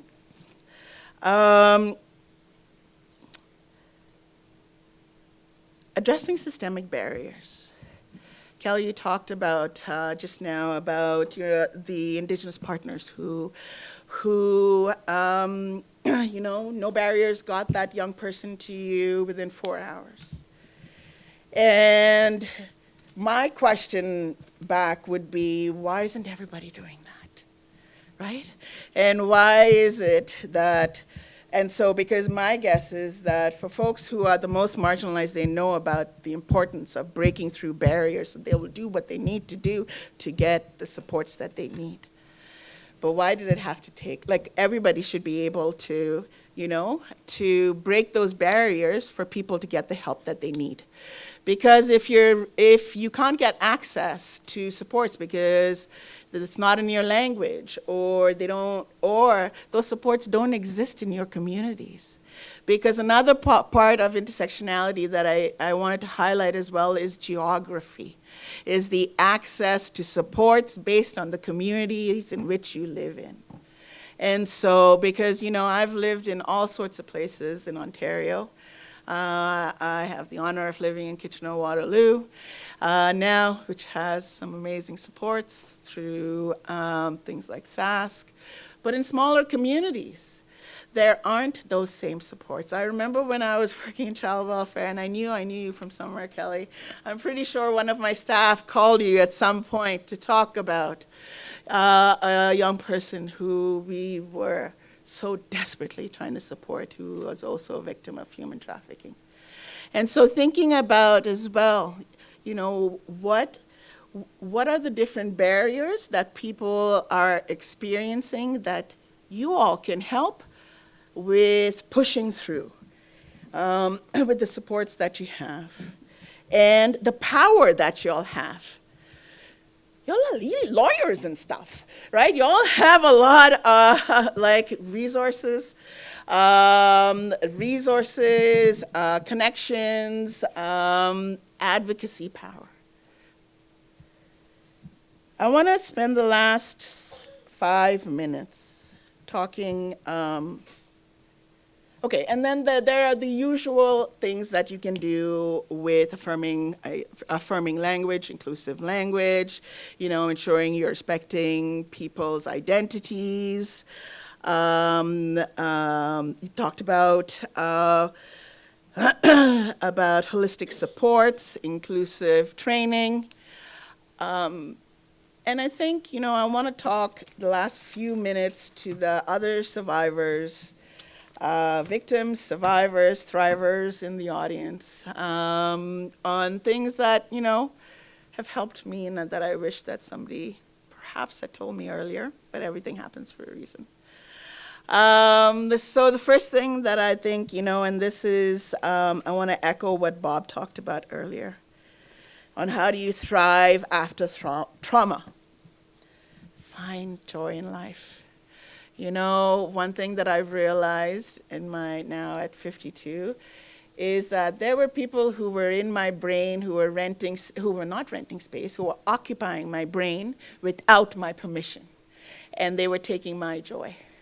So I want my joy back. So think about what brings you joy. You know, I think it's interesting, you know, when Bob had his Max, I have my 2 puppies, Finnegan and Penny, and they are my best friends because they give me, like, it's unconditional love. And the one thing that brings me joy every day is going out and walking with them. talk about it. Talk about it, because remember, the shame isn't ours. And I have to say, you know, I'm grateful for this space. I was saying to somebody a little bit earlier on, I've talked to spaces with thousands of people, but I think this is one of the most nervous I've been, because this is the one where I've been the most truest and honest about my own journey.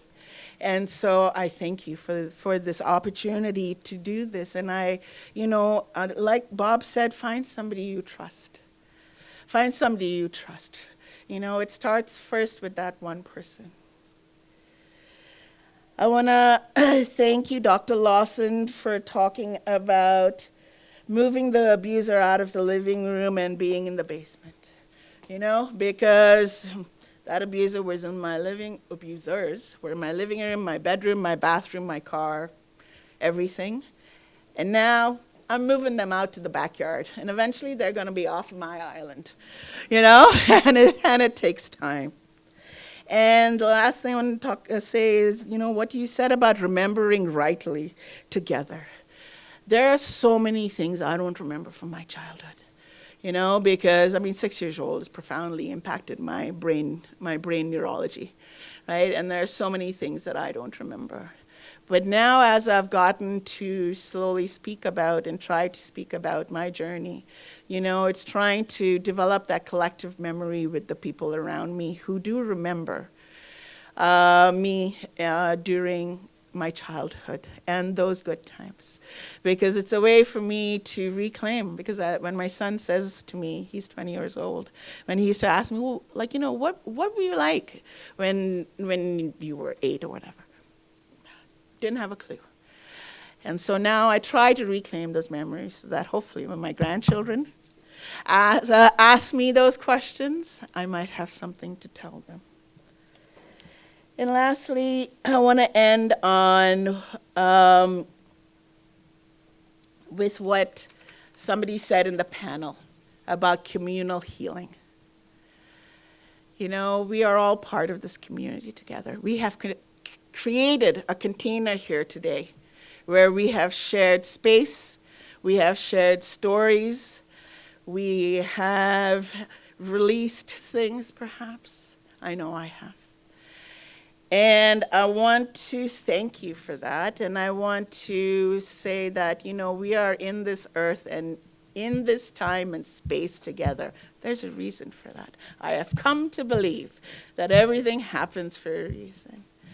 And that together, you know, I hope that, you know, it's 4 years you'll have had this conference. I hope that, you know, in another 4 years we'll be talking about a much different landscape. And my hope, I know it probably won't happen in my lifetime, but maybe for my kids, that we won't need a conference like this because people will be safe. And so for today, I want to thank you for allowing me to share little bits of my story. And I hope that I've been able to bring some light to perhaps some identities and issues that have been rendered invisible. Thank you.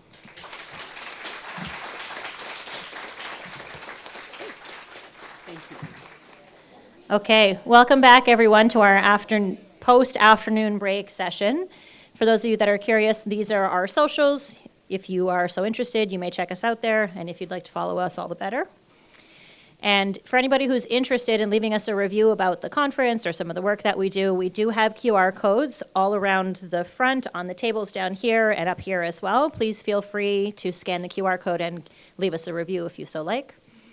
And I'm going to give people a second to scan that if they like. Okay.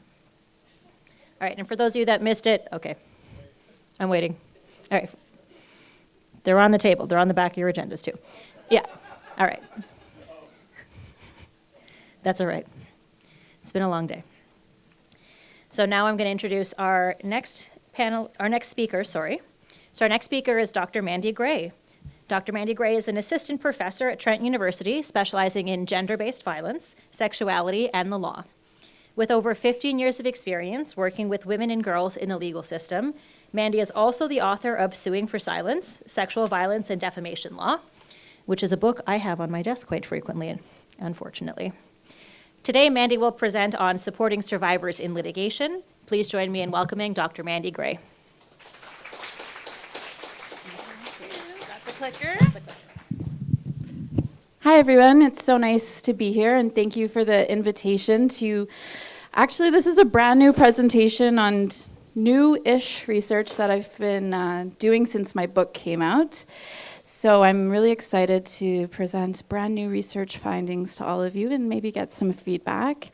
So as mentioned, I'm a faculty member at Trent University in Peterborough in the criminology program. And I primarily research in the area of gender-based violence, but I also do quite a bit of research in Indigenous community health to kind of balance out my research. And so I guess, that's me. So I'm going to be talking quite a bit about my research, but my research has really been rooted in my own experiences, beginning in 2008 when I first started working with women and girls involved in the legal system. I worked and volunteered at Elizabeth Fry Society of Manitoba for about 6 years. And that's where I really became passionate about the unique experiences that women and girls who are incarcerated experience. And in Manitoba, a majority of whom are First Nations, and estimates of 90 to 100%, I would say, would identify as having experienced either childhood sexual abuse or sexual assault as an adult. Although most of the women I worked with were charged with criminal offenses at the time in 2008. We also had many clients of ours were in the residential school settlement process, and so I saw a lot of those women coming into incarceration and shared a lot of those experiences of going through the settlement process, which was quite challenging for a lot of different reasons. I moved to Toronto in 2013, and I started grad school, and much of my research then was about women involved in the criminal legal system and provincial jail. And in 2015, I also have personal experience of having reported a sexual assault to Toronto police. I went through a pretty high-profile criminal sexual assault trial at the time, which, as Kelly mentioned, I made a film about it if anyone's interested. It is on Amazon Prime. It is originally titled Slutternutt, The Diary of a Rape Trial. However, Amazon censored us, and now it's called just The Diary of a Rape Trial. And Simona is actually also in the film. So it is available to stream if folks are interested in hearing more about my own personal journey through the criminal legal system. And then through that, in 2015, I entered into the criminal legal system. I have also launched a human rights complaint against my university for the lack of sexual assault policy that existed there was no sexual assault policy at the time, and now we have provincial legislation, so things have shifted for the better, depending on who you ask. And I've also had the experience of being sued in defamation in 2018 for my advocacy work. So I've been involved in the legal system for 11 years, come February 1 of 2026, with no end in sight for me. So a lot of what my own lived experience has really informs my research, but I think it also allows me a unique entry point to connect with people who have also navigated the legal system. I'm going to focus more so on my research as opposed to my own experiences in the presentation, but I am forthcoming about my own experiences because I can't erase those, and they do absolutely shape both my analysis and how I approach the topic. So, as mentioned, I wrote a book. It came out in 2024 with UBC Press. It's called Suing for Silence. I do have a discount code if anyone's interested. That'll be on a slide at the end. And from that book, I was interested in talking to survivors.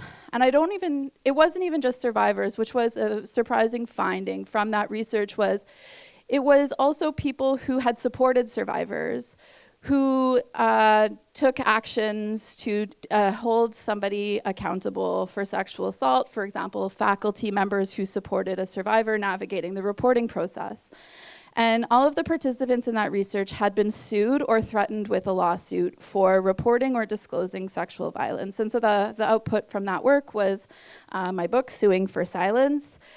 And I did a big tour with that book, and after talking to a lot of lawyers and survivors, I realized there was also not enough research in the area of civil litigation for survivors more generally. There was a lack of support networks for those who were thinking about going through a civil suit. And so I broadened the scope of this next research project, which will eventually be a book, to look more broadly. So both the entry point from those who are sued in defamation, as well as those who initiate a civil suit, which unfortunately seeing more and more frequently result in a countersuit in defamation. So this is all new research I've never presented on before, and it's combined of 39 interviews with survivors, or we could say silence breakers more generally. As I mentioned, several were not actually the ones who identified as having experienced sexual violence, but were acting in a support role, and many of which were professors or advocates. And then I've done interviews with 28 lawyers or advocates from across the country. All of the interviews were transcribed and thematically coded, and don't worry if you don't know what that means, it's just academic jargon. I've also done a very extensive analysis of media articles, archival materials, legislative documents, and of course case law. And I've spent a lot of days in court watching primarily defamation proceedings against survivors, but more recently watching a civil sexual assault trial as another entry point to better understand what happens in courtroom, and comparisons to what happens in criminal civil sex assault trials, which are, there's a bit more research on that in a comparison to what happens in the civil legal process. So these are all taken together to inform sort of this new body of research that I'm working on. And I'm going to talk briefly about some of the motivations that I heard from the interviews with survivors. And really, a lot of the motivations for why they wanted to initiate civil action was very similar to what we hear for other types of like either reporting to police or reporting within the workplace. And the primary thing that I heard in my interviews was this really innate desire to protect others from harm, whether it be from the individual perpetrator or the conditions that allowed for the abuse to happen. Accountability is a word that comes up very frequently, whether that's the institution taking accountability or the individual perpetrator. Oftentimes that was looking for recognition or an apology from the institution or the individual. Justice, which I guess is intersected with accountability, really about having that public recognition that sexual assault did occur and that the courts would hold that person or that institutional accountable for what had occurred, and there would be a court record or decision that would validate the harm that was done to them. Public knowledge was also a recurring theme of wanting people to know, whether that be through the court process itself or whether it be through news media or even just within the small social circles of different, I'm thinking of workplaces, for example, to better inform others and again to change systems, conversations, or cultural norms around sexual violence. Systemic change was also a big motivator for many of the people who had initiated civil legal action. And systemic changes could look like a wide array of different things in terms of what they were hoping for. So for example, I talked to a couple of women who were working in the oil fields, which is a primarily male-dominated field, and they were really hoping to bring more gender equity policies and recognition of harms that are unique to the women in the workplace, specific to Northern Alberta and BC where they were working. Other systemic changes could be just the different institutional policies that allowed for the perpetrator to harm them. And I know this won't be surprising to anyone in this room, but I think it is surprising to the more general population was how infrequently survivors noted money as a motivator for them. It's not to say that nobody thought the money was important, because they did recognize that having a settlement or a damage award would be very beneficial, for example, for paying for things like medications. One woman had an unwanted pregnancy and was now having a baby. These were all things that had a dollar sign attached to them, right? And so it wasn't that the money wasn't important, but there was very much a justification. And also, too, the money could also be used for things like systemic changes. So one woman I interviewed, for example, had a kind of creative settlement agreement, and that part of it was the institution had to give her money to create a foundation to provide support for women who were sexually harassed in the workplace. So there was oftentimes justification, and I think that was a surprising finding to the general population, but not so much probably to this room. But it was very, very not common at all to even bring up the monetary elements of why they were suing. And I forgot to mention that none of the civil sex assault claims of the folks that I interview had made it to trial. All of them had ended at settlement, but a lot of them were also, as I'm sure many of you know, the civil legal system can take many, many years to resolve. So I also spoke to a lot of people who were kind of in the middle, either at discovery or had just filed their civil claim. So I hadn't talked to anyone who had actually gone through a civil trial. And the other limitation of this that I forgot to mention earlier is that I haven't been successful in recruiting male survivors yet. And so the research findings are really not generalizable to everybody, but really just the women and gender non-conforming folks that I have interviewed thus far. But I have a bit of a slide on recruitment if anyone knows anyone who might be interested in chatting with me at the end of the presentation. So I think this is where it often comes to a really challenging point for many of the survivors that I spoke to in terms of what a civil lawsuit can do, what the intention of tort law is, and their expectations of what's going to happen versus what actually happens. And here's really critical to that we all are in agreement that the intention of tort law is to provide monetary compensation, which is very at odds with the motivations that I heard from survivors. And so this misalignment can sometimes result in really extreme disappointment when compared to the initial motivations or the expectations that they had. And so it is really critical that survivors are aware that some of their expectations may not be met, but that maybe civil litigation can be used as one tool with an array of other options available to them, for example, using media or their own advocacy work.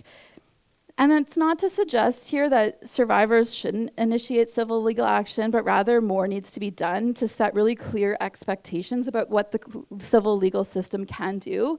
I spoke to many survivors who had fantastic lawyers who did a really good job of setting this expectation. And unfortunately, I spoke to a lot of survivors who didn't have great legal counsel, who created very unrealistic expectations for their clients. And like I said, it doesn't mean that the other motivations can't be met through civil litigation, because I can think of several examples where civil litigation has resulted in those systemic changes that many of the survivors are looking for. I think of Jane Doe versus Toronto Police as a clear example that really changed the landscape. both for sexual violence, but also ability to sue police, and the ongoing class action lawsuit against WestJet. Or, for example, the Truth and Reconciliation Commission was actually the result of a legal settlement. So there are these avenues, probably more so in settlement than at the court, in which these outcomes can influence change, systemic change, and many of those other things that survivors are looking for. But I think it's also so critical to acknowledge that litigation is so adversarial in nature, and it's going to be really challenging. And so really the intention of my process here is to better inform folks on how to support as clients, future potential clients, go through that civil litigation process. I know from my own experience, I've had fantastic lawyers throughout my journey, but it's really isolating because also a lot of people don't have that experience, therapists, counselors, folks at sex assault centers, and so they're kind of at a loss as to how to support somebody going through either the criminal legal process or the civil litigation process. And so here, while there are some things that can be achieved through civil litigation, I think it's also really important to set the expectations specifically around that apology and the remorse and what's a more realistic outcome. And I have a couple quotes, not too many, from lawyers, but I thought the next two quotes really spoke to the key elements of what lawyers were seeing in their practice. And so I'll read this to you. Some people are looking for genuine remorse and they don't want money. They want an apology. You know, you can negotiate an apology as part of a settlement, but in my experience, the apology is pretty hollow. It's never going to give you what you want from that person, which is actual genuine remorse. I mean that maybe that could happen, but I haven't seen it yet. And that was from one of the lawyers I interviewed. And another lawyer says, because a lot of people will say, I want an apology, and the court can't force an apology. What is an apology if it's not meant? If they're just saying it to make you happy. Is that what you want? Because to me, it's completely meaningless. All we can get is money. We can't get apologies or anything like that. I mean, sometimes people do, and they are quite genuine, but not very often. Of my 39 interviews, I did interview one woman who did get an apology, and it was really interesting talking to her because several years had passed since her settlement.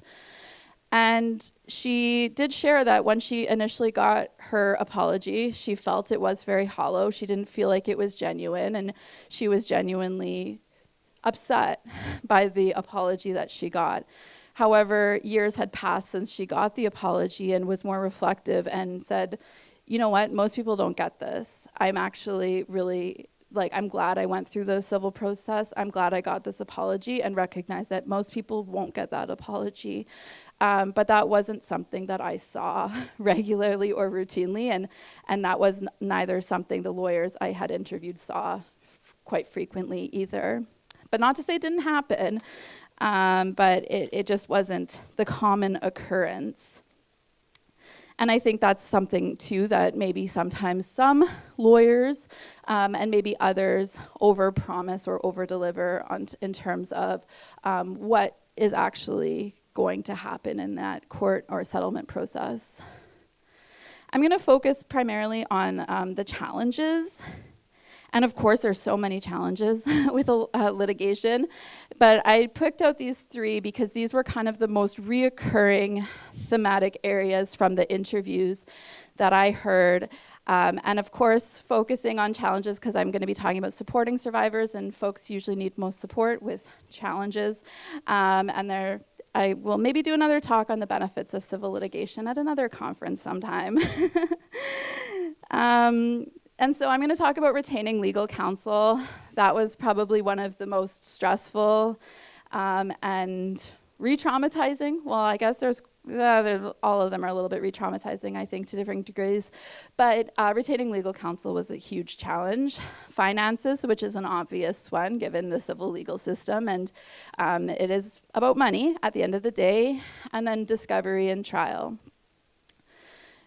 And here's a couple quotes I had from two of the interview participants that I asked them about how did they find their lawyer, was usually one of the first questions I lead with. And she said, I want to write a book about how a survivor can navigate the legal system and find a lawyer who can take on complex cases.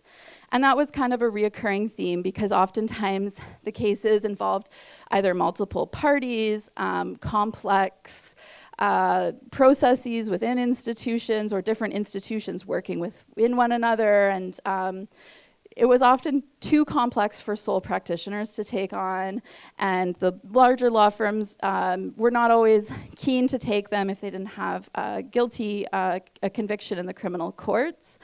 But finding a legal counsel was often one of the biggest barriers for survivors.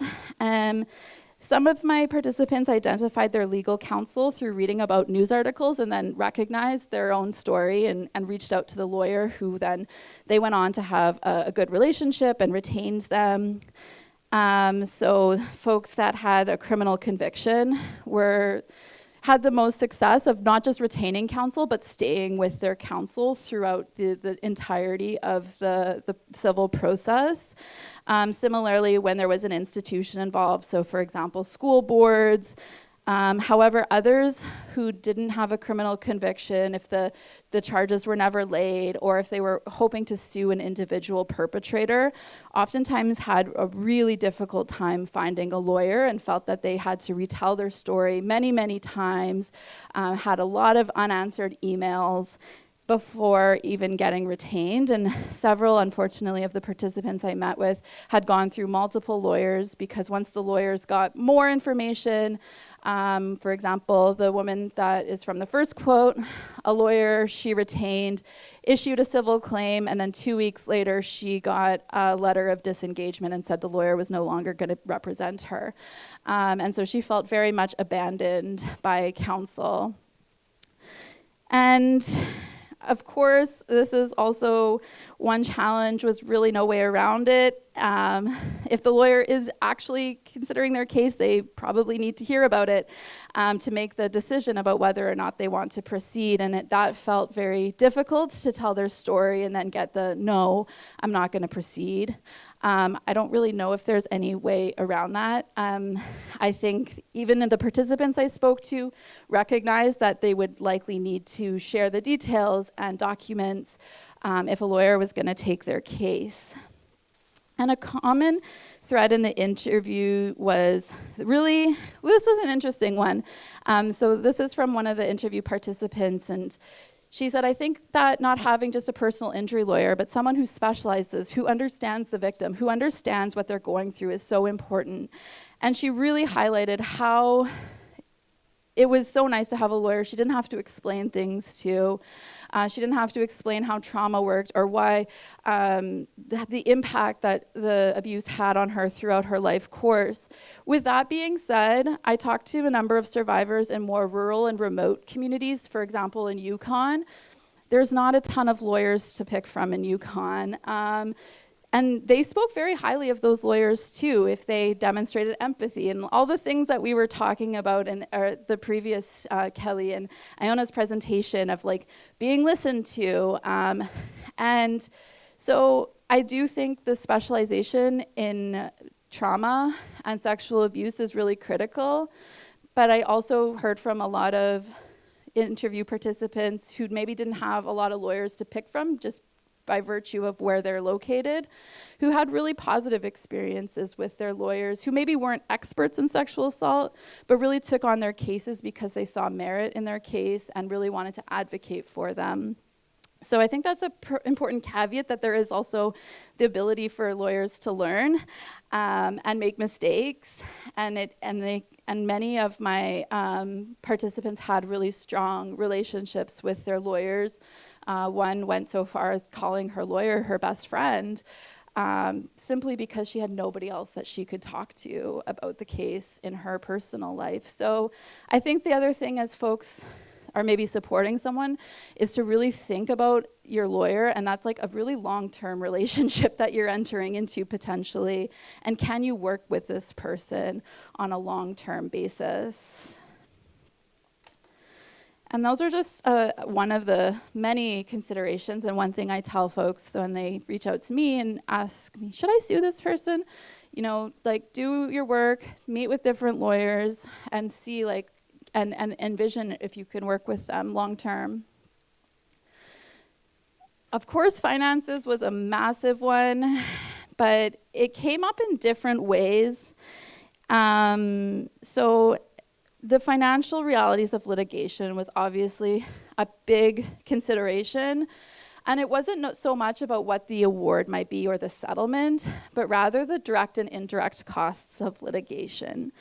So I talked to several survivors who continued with civil litigation, knowing that they would never recoup the costs from their lawsuit.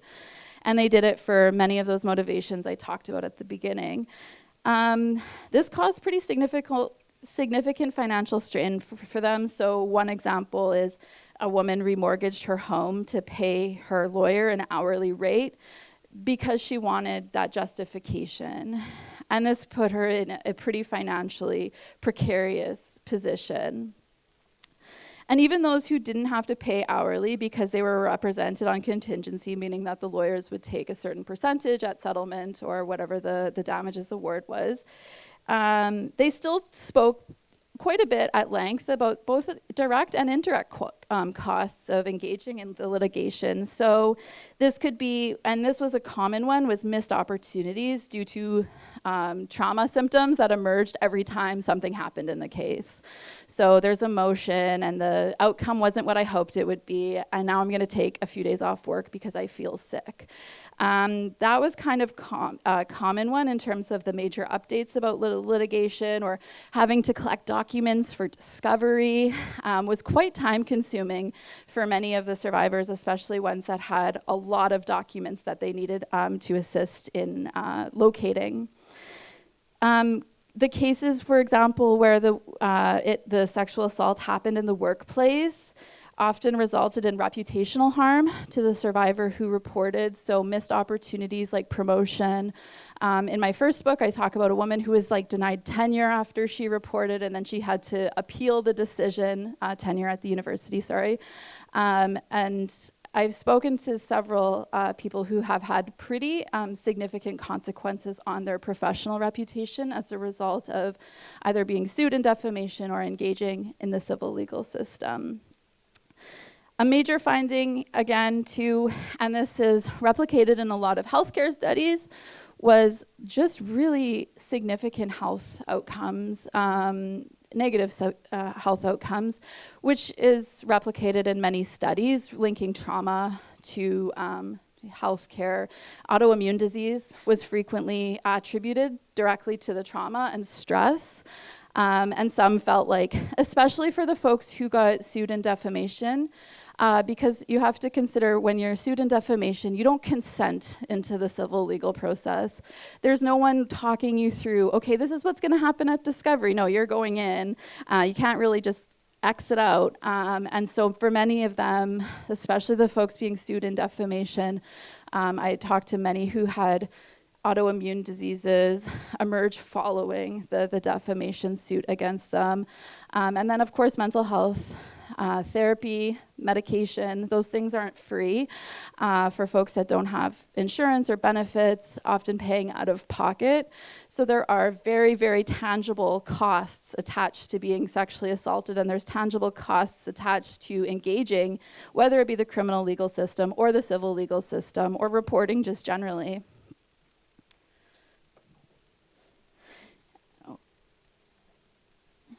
I think I'm at time. Yeah, okay.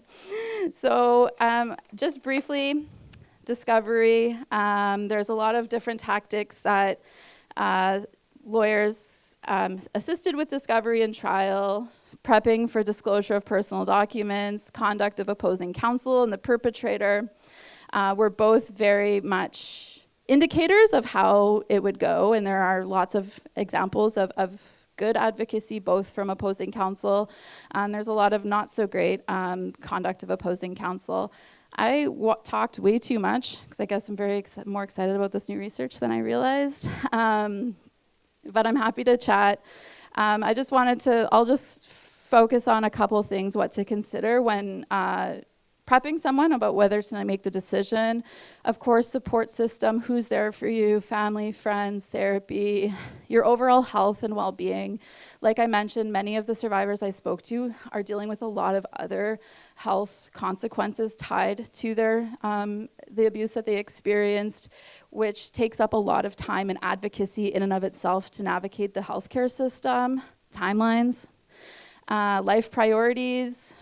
I know I talked to one woman and she talked about how it impacted her dating life, saying she had now had a cargo ship of baggage and she wished she didn't know how to navigate these these life milestones. So I think those are things to take into consideration, the projected awards and the ability to actually collect. And finally, the personal cost of doing nothing or silence. And I think that's a big one.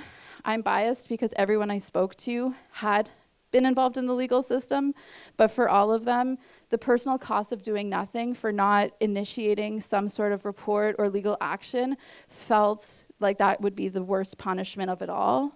So I think you really need to also weigh like the potential for healing through speaking up and using your voice, but it's not for everybody, and that's okay too. And I am recruiting. I'll leave this up and I'll stop talking so I don't delay anything. But if anyone's interested in interviewing with me for this book, I'm interested in talking to anyone who's had legal action taken against them or have initiated legal action for sexual violence. I'd be happy to talk to you for my next book. And thank you so much for listening to me.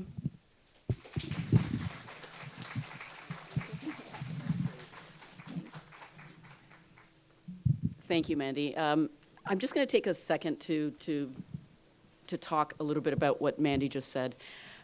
One of the reasons why we do this work is because we recognize that it is very specialized work and our clients are very, very special people. And one of the reasons why we put on conferences like this, or one of the reasons why we participate in cross-Canada conferences, is to teach other lawyers how to do this properly. When I first started this 28 years ago, there was literally 5 other people, other lawyers across the country that did any kind of this work. And now, for lots of different reasons, there are an awful lot of lawyers who are getting into this kind of work.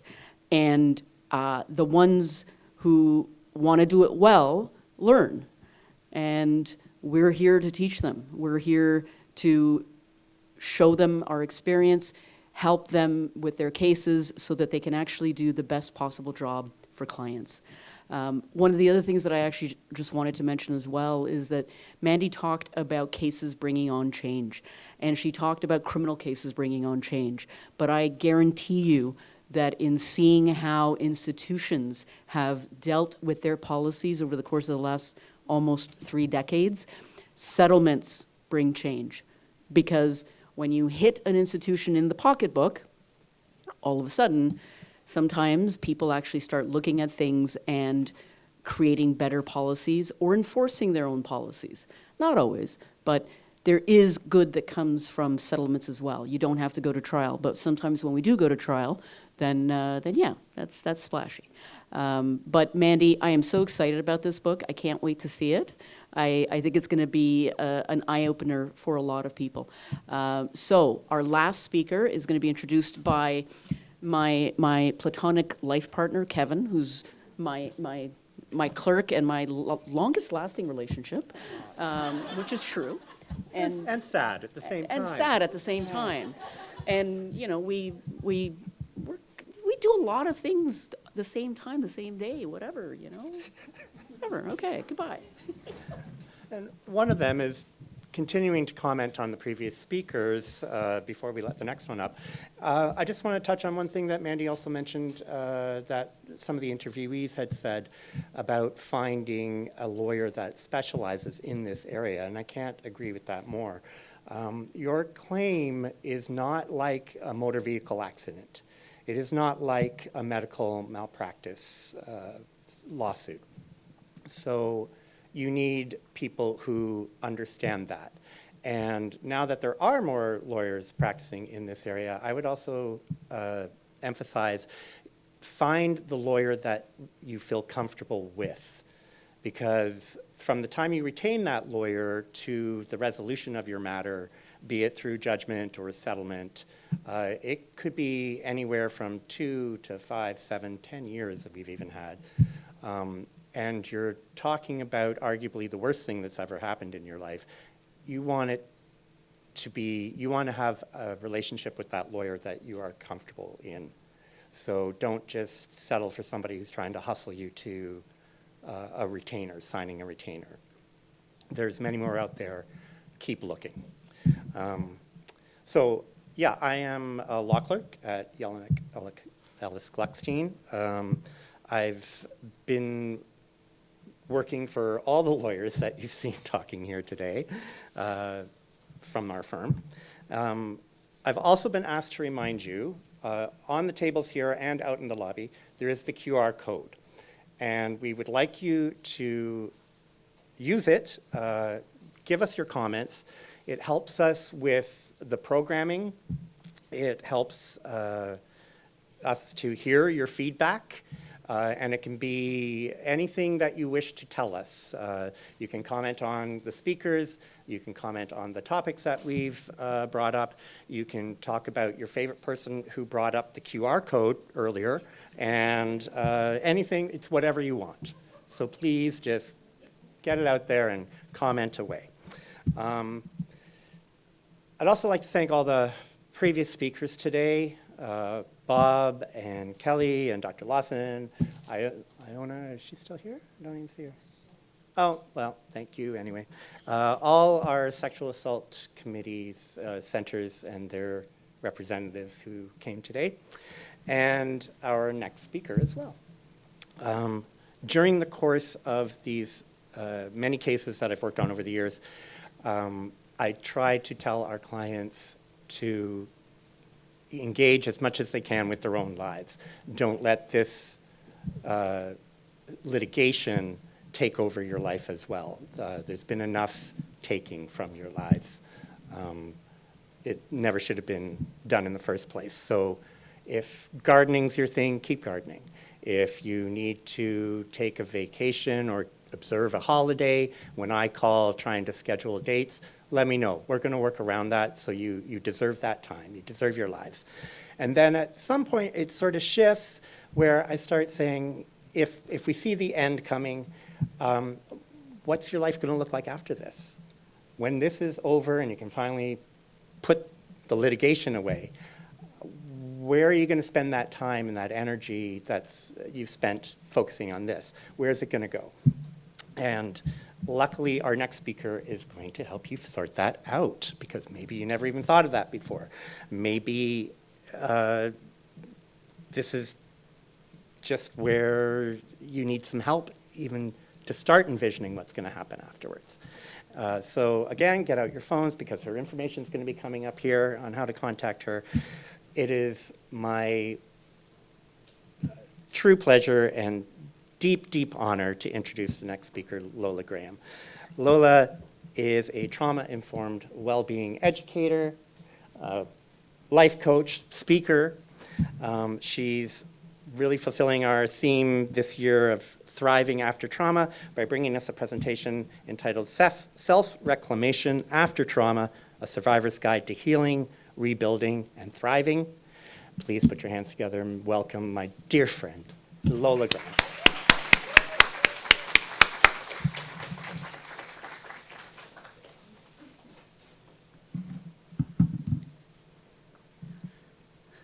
Hello, everyone. Oh, there we go. Great.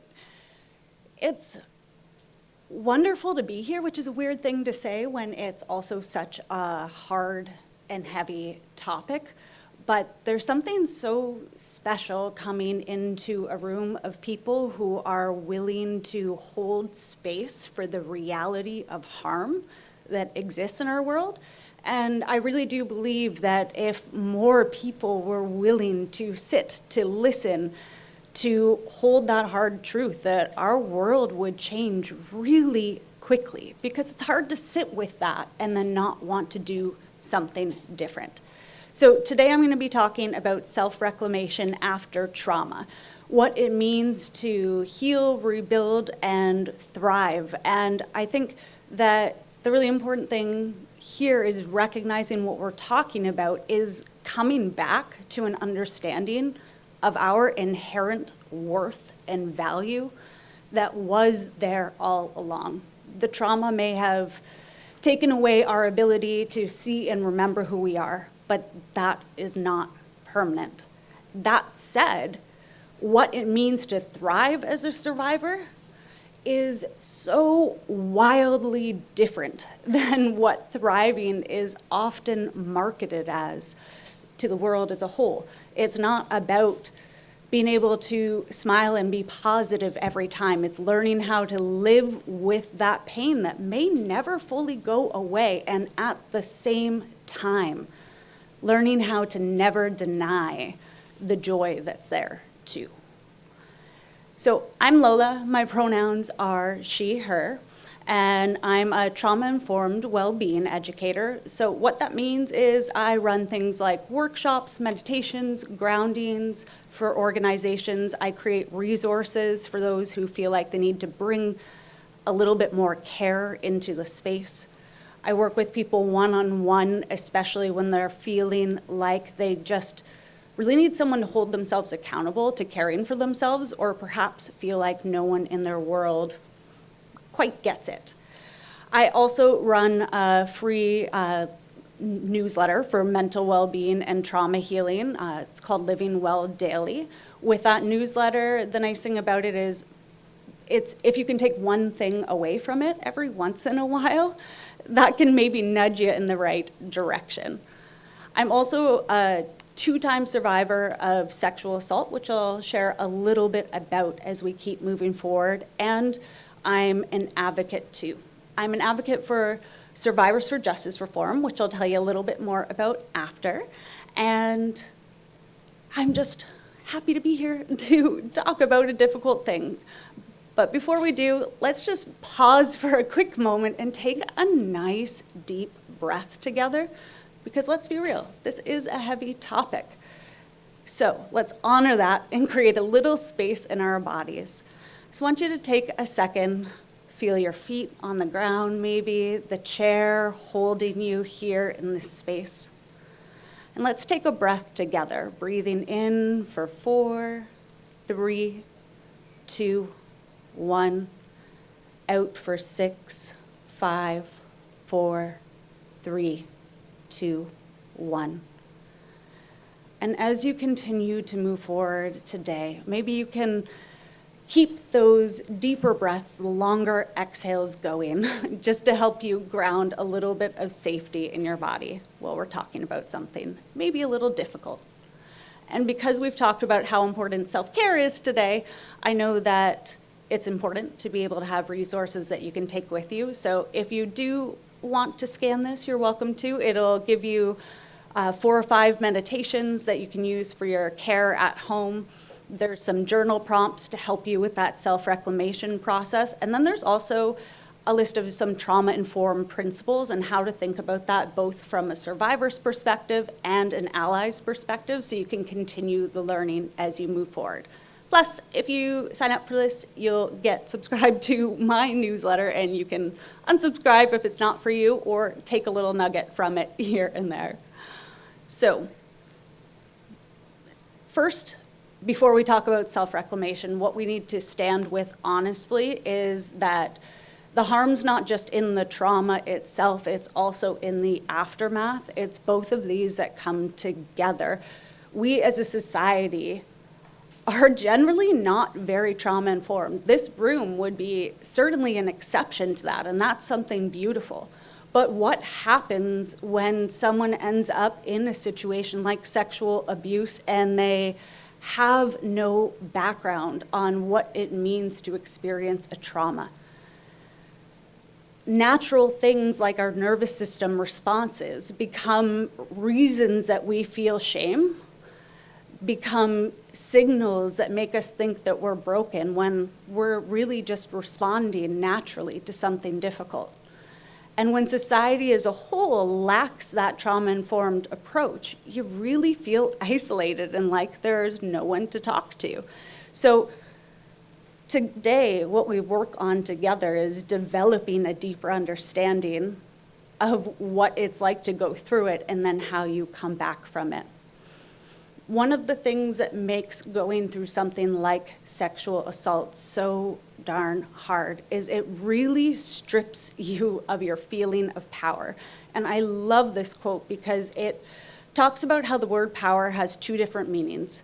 You can have power to, which is quite a beautiful power. It's the power to feel like you can influence the world around you, like you can take things on, build strengths, go after the life you want. And then there's power over. And that's the idea that the power that you have is there to dominate others. What we see in the case of sexual assault is that someone has used their power over to strip another person of their power too.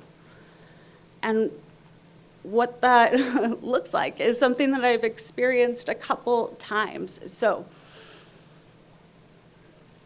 when we get into a scenario where violence presents itself unexpectedly, the first thing that's really important to understand from a trauma-informed perspective is that our bodies are going to react in a way that tries to keep us safe.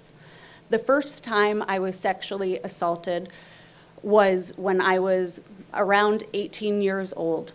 I was with friends who I had spent time with before. I thought I was in a safe space. I was with my best friend at the time, her boyfriend, and his best friend. Having spent time with them many times before, you think you're in an area where you could trust people, and it turns out that wasn't the case. That boyfriend's best friend raped me that night, and I learned that my voice didn't matter, my no didn't matter, that I had no choice, no agency in that moment. I saw my fight fail, so I really lost a will to want to fight moving forward. I wasn't able to run, so I froze. I spent the time there in that situation after saying no, staying, hoping to get through the other side. And when you finally do come out that other side, the question is, how do you cope? In this scenario, being young prior to Me Too movement, sexual assault is not something that's talked about. When I shared what happened with my friend, she momentarily got mad, went and hung out with that person later on that day. She didn't have a background of what to do, how to handle it. None of us knew what kind of resources were available. He starts telling stories already about how I was just mad that we had had sex. The narrative begins that I'm the person to blame. And when you're in that kind of spot trying to hold that, what do you do? Well, in my case, it was suppress it. Pretend that nothing happened. Try to move forward, put it in a box, and not look at it again. Well, when you make that decision not to look, it starts to come out in other ways. And other ways look like trying to be an easy person to deal with, trying to be a person who always has a smile on, trying to mask and fit in and not be the shameful person that I felt like. So you walk around holding that shame, questioning how you fit in, how you keep moving forward, pretending that maybe nothing happened, until it builds up, you start to burn out, the anxiety mounts, your health falls apart. There are long-term consequences to not being able to talk about it. However, what I've learned from my second assault is if I could go back I wouldn't necessarily have done things differently. I wouldn't have chosen to report. But eventually, and I hope for any survivors in this room that if you are in the spot of needing help, that you won't wait until you hit a rock bottom to start looking for ways to build yourself back up. But everyone finds a different entry point to their healing, and this is so important. A lot of the times marketing, you probably get a ton of it on Instagram, presents itself as this is the one thing that will help you. This is what you've been missing. This is what you're looking for. You may find that thing that speaks to you, but what's really important to recognize is that's going to be different for everybody. Different survivors are going to need different tools, different ways to lift themselves back up. And what we learn as survivors too is that what may help at one stage of the journey doesn't necessarily become what helps you at the next. So healing becomes a journey of learning and unlearning as you move forward. It's multifaceted. At this point, many years later, that's when I started to step into a health and wellness journey. That's what prompted me to begin being an educator in this sense, because I needed to figure out how do I bring my health back from the brink. However, a lot of that was still laced with the idea that I just needed to learn how to be more positive about life. It wasn't until I was sexually assaulted a second time that things really changed, that my perspective about the world needed to shift. My second experience with sexual assault was way different than the first. I was assaulted by a registered massage therapist who I had known for a long time, was considered quite prestigious in the field, was talked about as if he was a magician. This man in his late 50s, early 60s, had spent years talking to me about how he was the person you would go to if you needed help, that you weren't going to get the support you needed otherwise. So when I had a really serious injury with my hips that made it really difficult to survive daily life, he was the person that I turned to. And he used that trust to manipulate into inappropriate trust, continuing to tell me that I would never get better without his help. What's really important to look back on in these scenarios when you're trying to step away from the shame with it is that those nervous system responses, they step in. I froze, I fawned, I stayed in a situation that was not good for me. It wasn't actually until a good friend called me to tell me that she had been assaulted by the same massage therapist that it started to open my eyes really to the reality of what happened to me. Instantly scared for my community and all of the other people that I had referred him to, I started to speak to other women who I knew who had worked with him, hearing story after story of how this person abused his power, abused the trust to take advantage through a lens of supposed care. This time, I chose to report. So one report had already been put into the system, and this meant that when I went to the police, I was welcomed as another person who could add to the case. I was believed quite instantly. I recognize how unique that situation is. The more that you talk to survivors, you really start to understand that it is outside of the norm to walk in and be believed. So I count myself lucky in that case, but that's where the luck ended.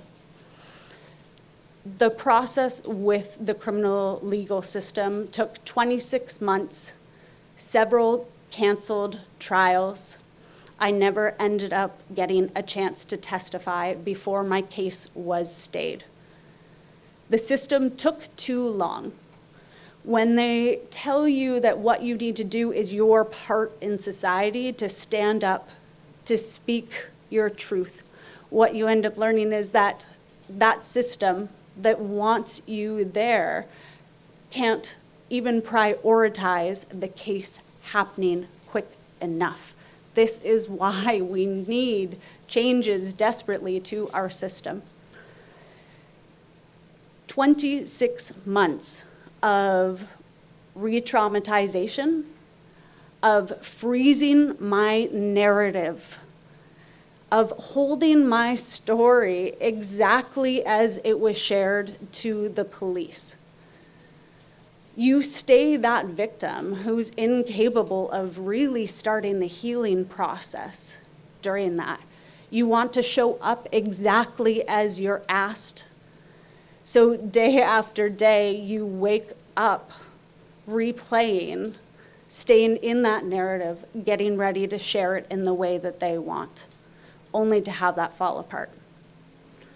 Thankfully, the College of Massage Therapy of Ontario did end up revoking the license, but that process itself took an extra 27 months. So altogether, 53-month journey, almost 4.5 years of getting stuck in the story of I'm a victim, I made a shameful choice, I was hurt, and I'm hoping someone else has the power to step in and do something about it.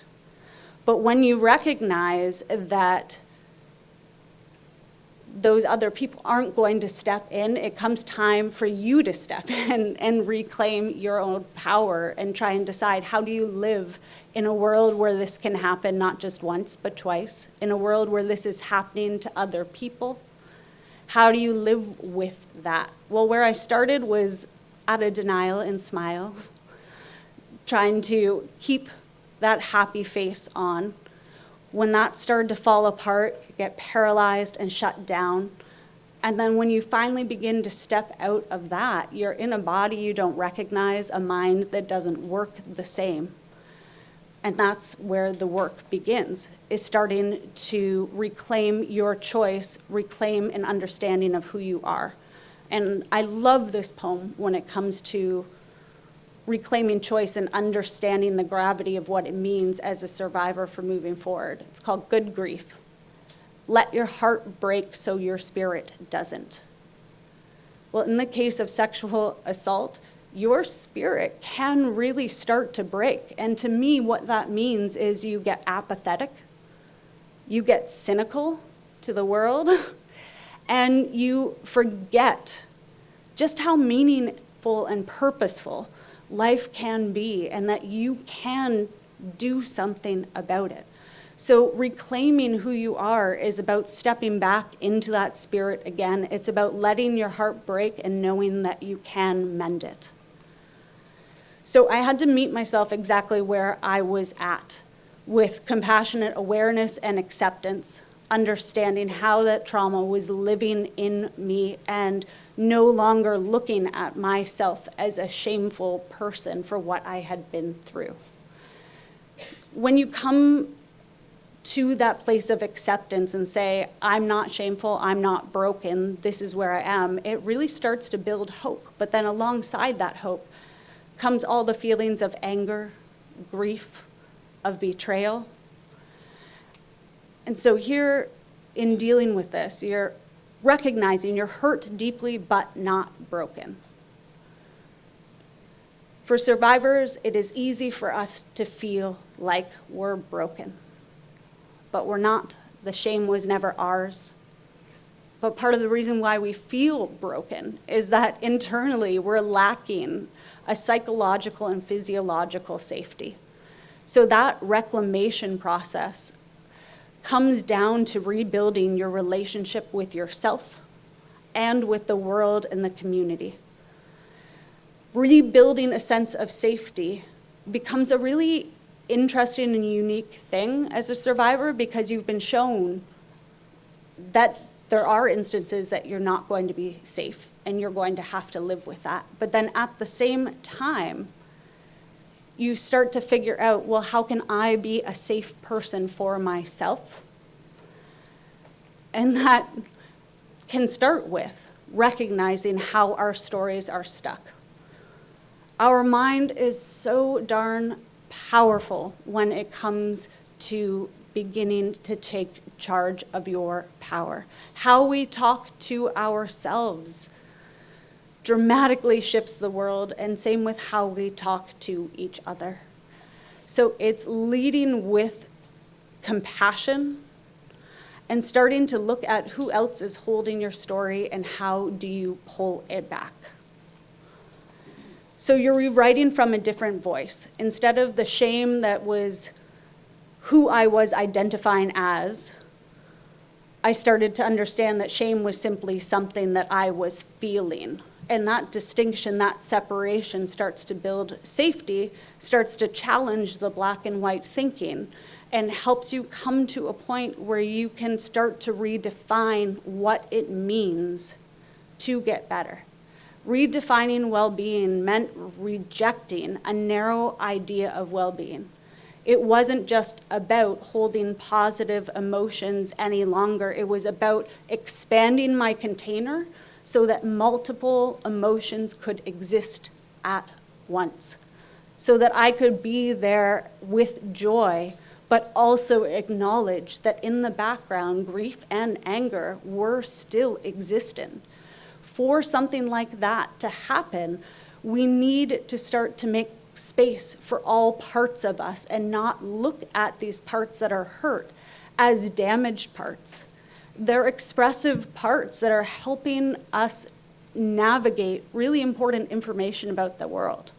Our anger can be a map to our values. That rage can be sacred and help us work for the change that we want to see in the world. Our grief shows that we have a presence of love for ourselves and for the world, and that we really want something different. Grief asks us and invites us to be strong enough to hold it and soft enough to care for it. That balance is a beautiful piece of reclaiming who we are. Then joy gets to come back into the scene. The truth is that when you're suppressing things, when you're holding it back, just like there's no room for anger and grief, joy also has a cap on it. So we need to learn how to take that cap off so that we can hold it all. But in order to do that, we need to recognize that we have to start the process of coming home to our body. Just dealing with the mind, for me at least, was not what I needed to heal. Self-reclamation was about understanding that the alarm systems in my body were on hyperdrive. That to feel anger or grief at that moment meant to have my alarms going off full capacity. To feel joy even sparked those alarms. The body would get scared and say, hey, this is something that can be taken away. You can lose this. Are you sure it's safe to sit in that joy right now? So you need to develop a relationship with your body to start to develop some psychological safety, showing up for yourself, creating trust. That means self-compassion. So what happens when you bring kindness regularly into the room, when you start to talk to yourself differently, when you recognize your common humanity, the fact that you're not alone in the hurt that you're feeling. You're not alone in the experiences of how your body is reacting. It's about learning how to soothe and care for yourself, learning to be soft and gentle, and at the same time giving space for your body to express its own memories.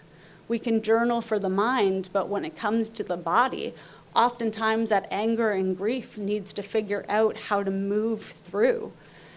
So this is why it can be so important to learn to sit with yourself, to say, what does my grief need right now? Does it need a cozy blanket, a little pat on the arm? What does that anger need? Maybe you're slamming a pillow, pushing into the wall. Whatever it is, creating safe spots for expression is how we make sure that our anger and grief doesn't turn into a spot where we become the person who causes harm. There's a lot of people who have been in that situation, or people who have been hurt before and never dealt with it. So as you work with yourself, you're also sitting finally with that question of how do you exist in this world? How do you show up with authenticity, reclaim who you are, but also understanding that you're in a world that maybe doesn't always feel safe? This means reestablishing relationships with old community that maybe you cut off connection with because you didn't want to have to share that hurt. It means finding new community who understands you, who holds you, and I have some of that lovely community in the room right now. And if you're not ready to talk to someone in person, reading a book is a really great way to start connecting with community. I would suggest that Emily at her booth out there has such a beautiful book about being a survivor that just helps you feel seen and heard from the comfort of your own home. And then deciding that you can do something about it. For me, that's been Survivors for Justice Reform. Survivors for Justice Reform is a global volunteer-run, survivor-led coalition, and we are rooted in anti-oppression. We're survivors of sexual assault, domestic violence, human trafficking, systemic harm, and allies who are united to bring together policy change that challenges the failures and violence of punitive carceral systems. So we're seeking for other alternatives. If I was to be assaulted again, I would never go back to the criminal legal system, which failed to bring any sort of community, any sort of safety for the community. Instead, we can open up options that allow for a different type of accountability and repair, like restorative justice and transformative justice.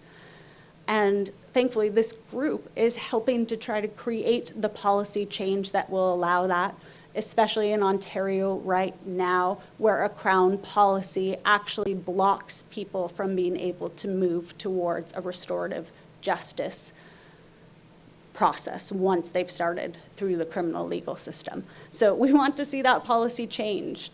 We want to see different options come about. So when we're talking self-reclamation after trauma, we're talking about allowing healing, rebuilding, and thriving to happen from a trauma-informed perspective, understanding that it's a non-linear evolution of who we are, that we need to be kind with ourselves, be gentle with ourselves, and continue to understand what trauma means, how it impacts us, how it impacts the world, but never forget that we have the power to do something about it. We have the power to bring joy back into our lives. We have the power to understand that our anger and grief can be beautiful. We have the power to connect with other community who wants to make a difference. And I really think that that's kind of what self-reclamation is all about. It's about finding yourself in that, being willing to take on that messy process, but most importantly, recognizing that you are not broken, you are worthy, and you are enough. So no matter what happened, you are deserving of care. And for all of those who are here who support survivors, care for yourself too. The world needs what you do, and we are so darn grateful for it. So thank you, everyone. It's been great to talk with you all today.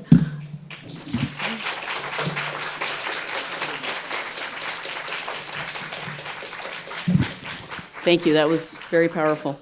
We're going to wrap up now, but before we do, I get to talk for a minute. And this conference is about thriving after trauma. And I have a story that is why I started doing this kind of work 28 years ago. And it is about my first sexual assault client. Her name was Debbie.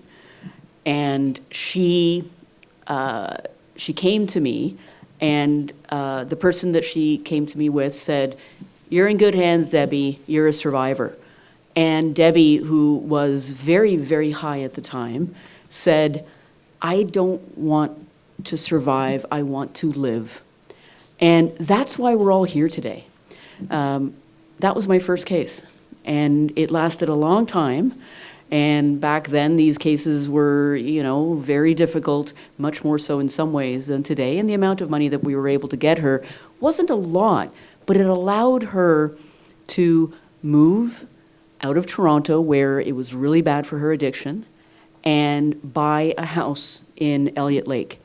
And she lived the rest of her life still struggling with addictions, but in much healthier ways. That's why we're all here today. This is about bringing people together. It's about making change, and it's about rejoicing in the change that we've made. But it's also making sure that we don't go backwards. And, you know, I don't think anybody mentioned it, but I will. That wonderful case down in London, the Hockey Canada case. I think each and every one of us was devastated by what happened in that case. Not necessarily even the verdict, but what happened and how that person was treated. And it is attacks like that, and it is legislation that doesn't stop attacks like that, and it is legislation that doesn't help survivors when they are being punished, let's face it, punished for coming forward. That's sad. We are here to stand by survivors, but we are also here to make sure that we don't go backwards, that we keep fighting the good fight, if you will. And I personally want to thank each and every one of you for doing what you've done, some of us longer than others, but we still got to do it. And I'm willing to do it until the day that I die. Well, maybe a couple of days before that I'll stop, but you know. But thank you. Please take some time tonight, tomorrow, to take care of yourselves. This was a heavy day, so please do take care of yourselves. And in order to help us along the taking care of journey, we have a networking event, which is right here at the host. There's going to be some delicious food. There's going to be drinks, both alcoholic and non-alcoholic. So please come in, stay a while, chit-chat about how we're going to beat the Yankees, okay? And please, if you are so inclined, do leave us a Google review. In this day of media and whatnot, you'd be surprised at how important those kinds of reviews are. So thank you for coming, and we'll see you next year. Oh, I'm sorry, I completely forgot. I have to thank the people that actually make this conference possible. Not only our speakers, they are all amazing and they've taken time out of their day, but also our staff. This conference could not come together without the incredible work of our staff, and I would be remiss not to do a shout out to them. They are truly wonderful people who always go above and beyond, just like all of you. Thank you.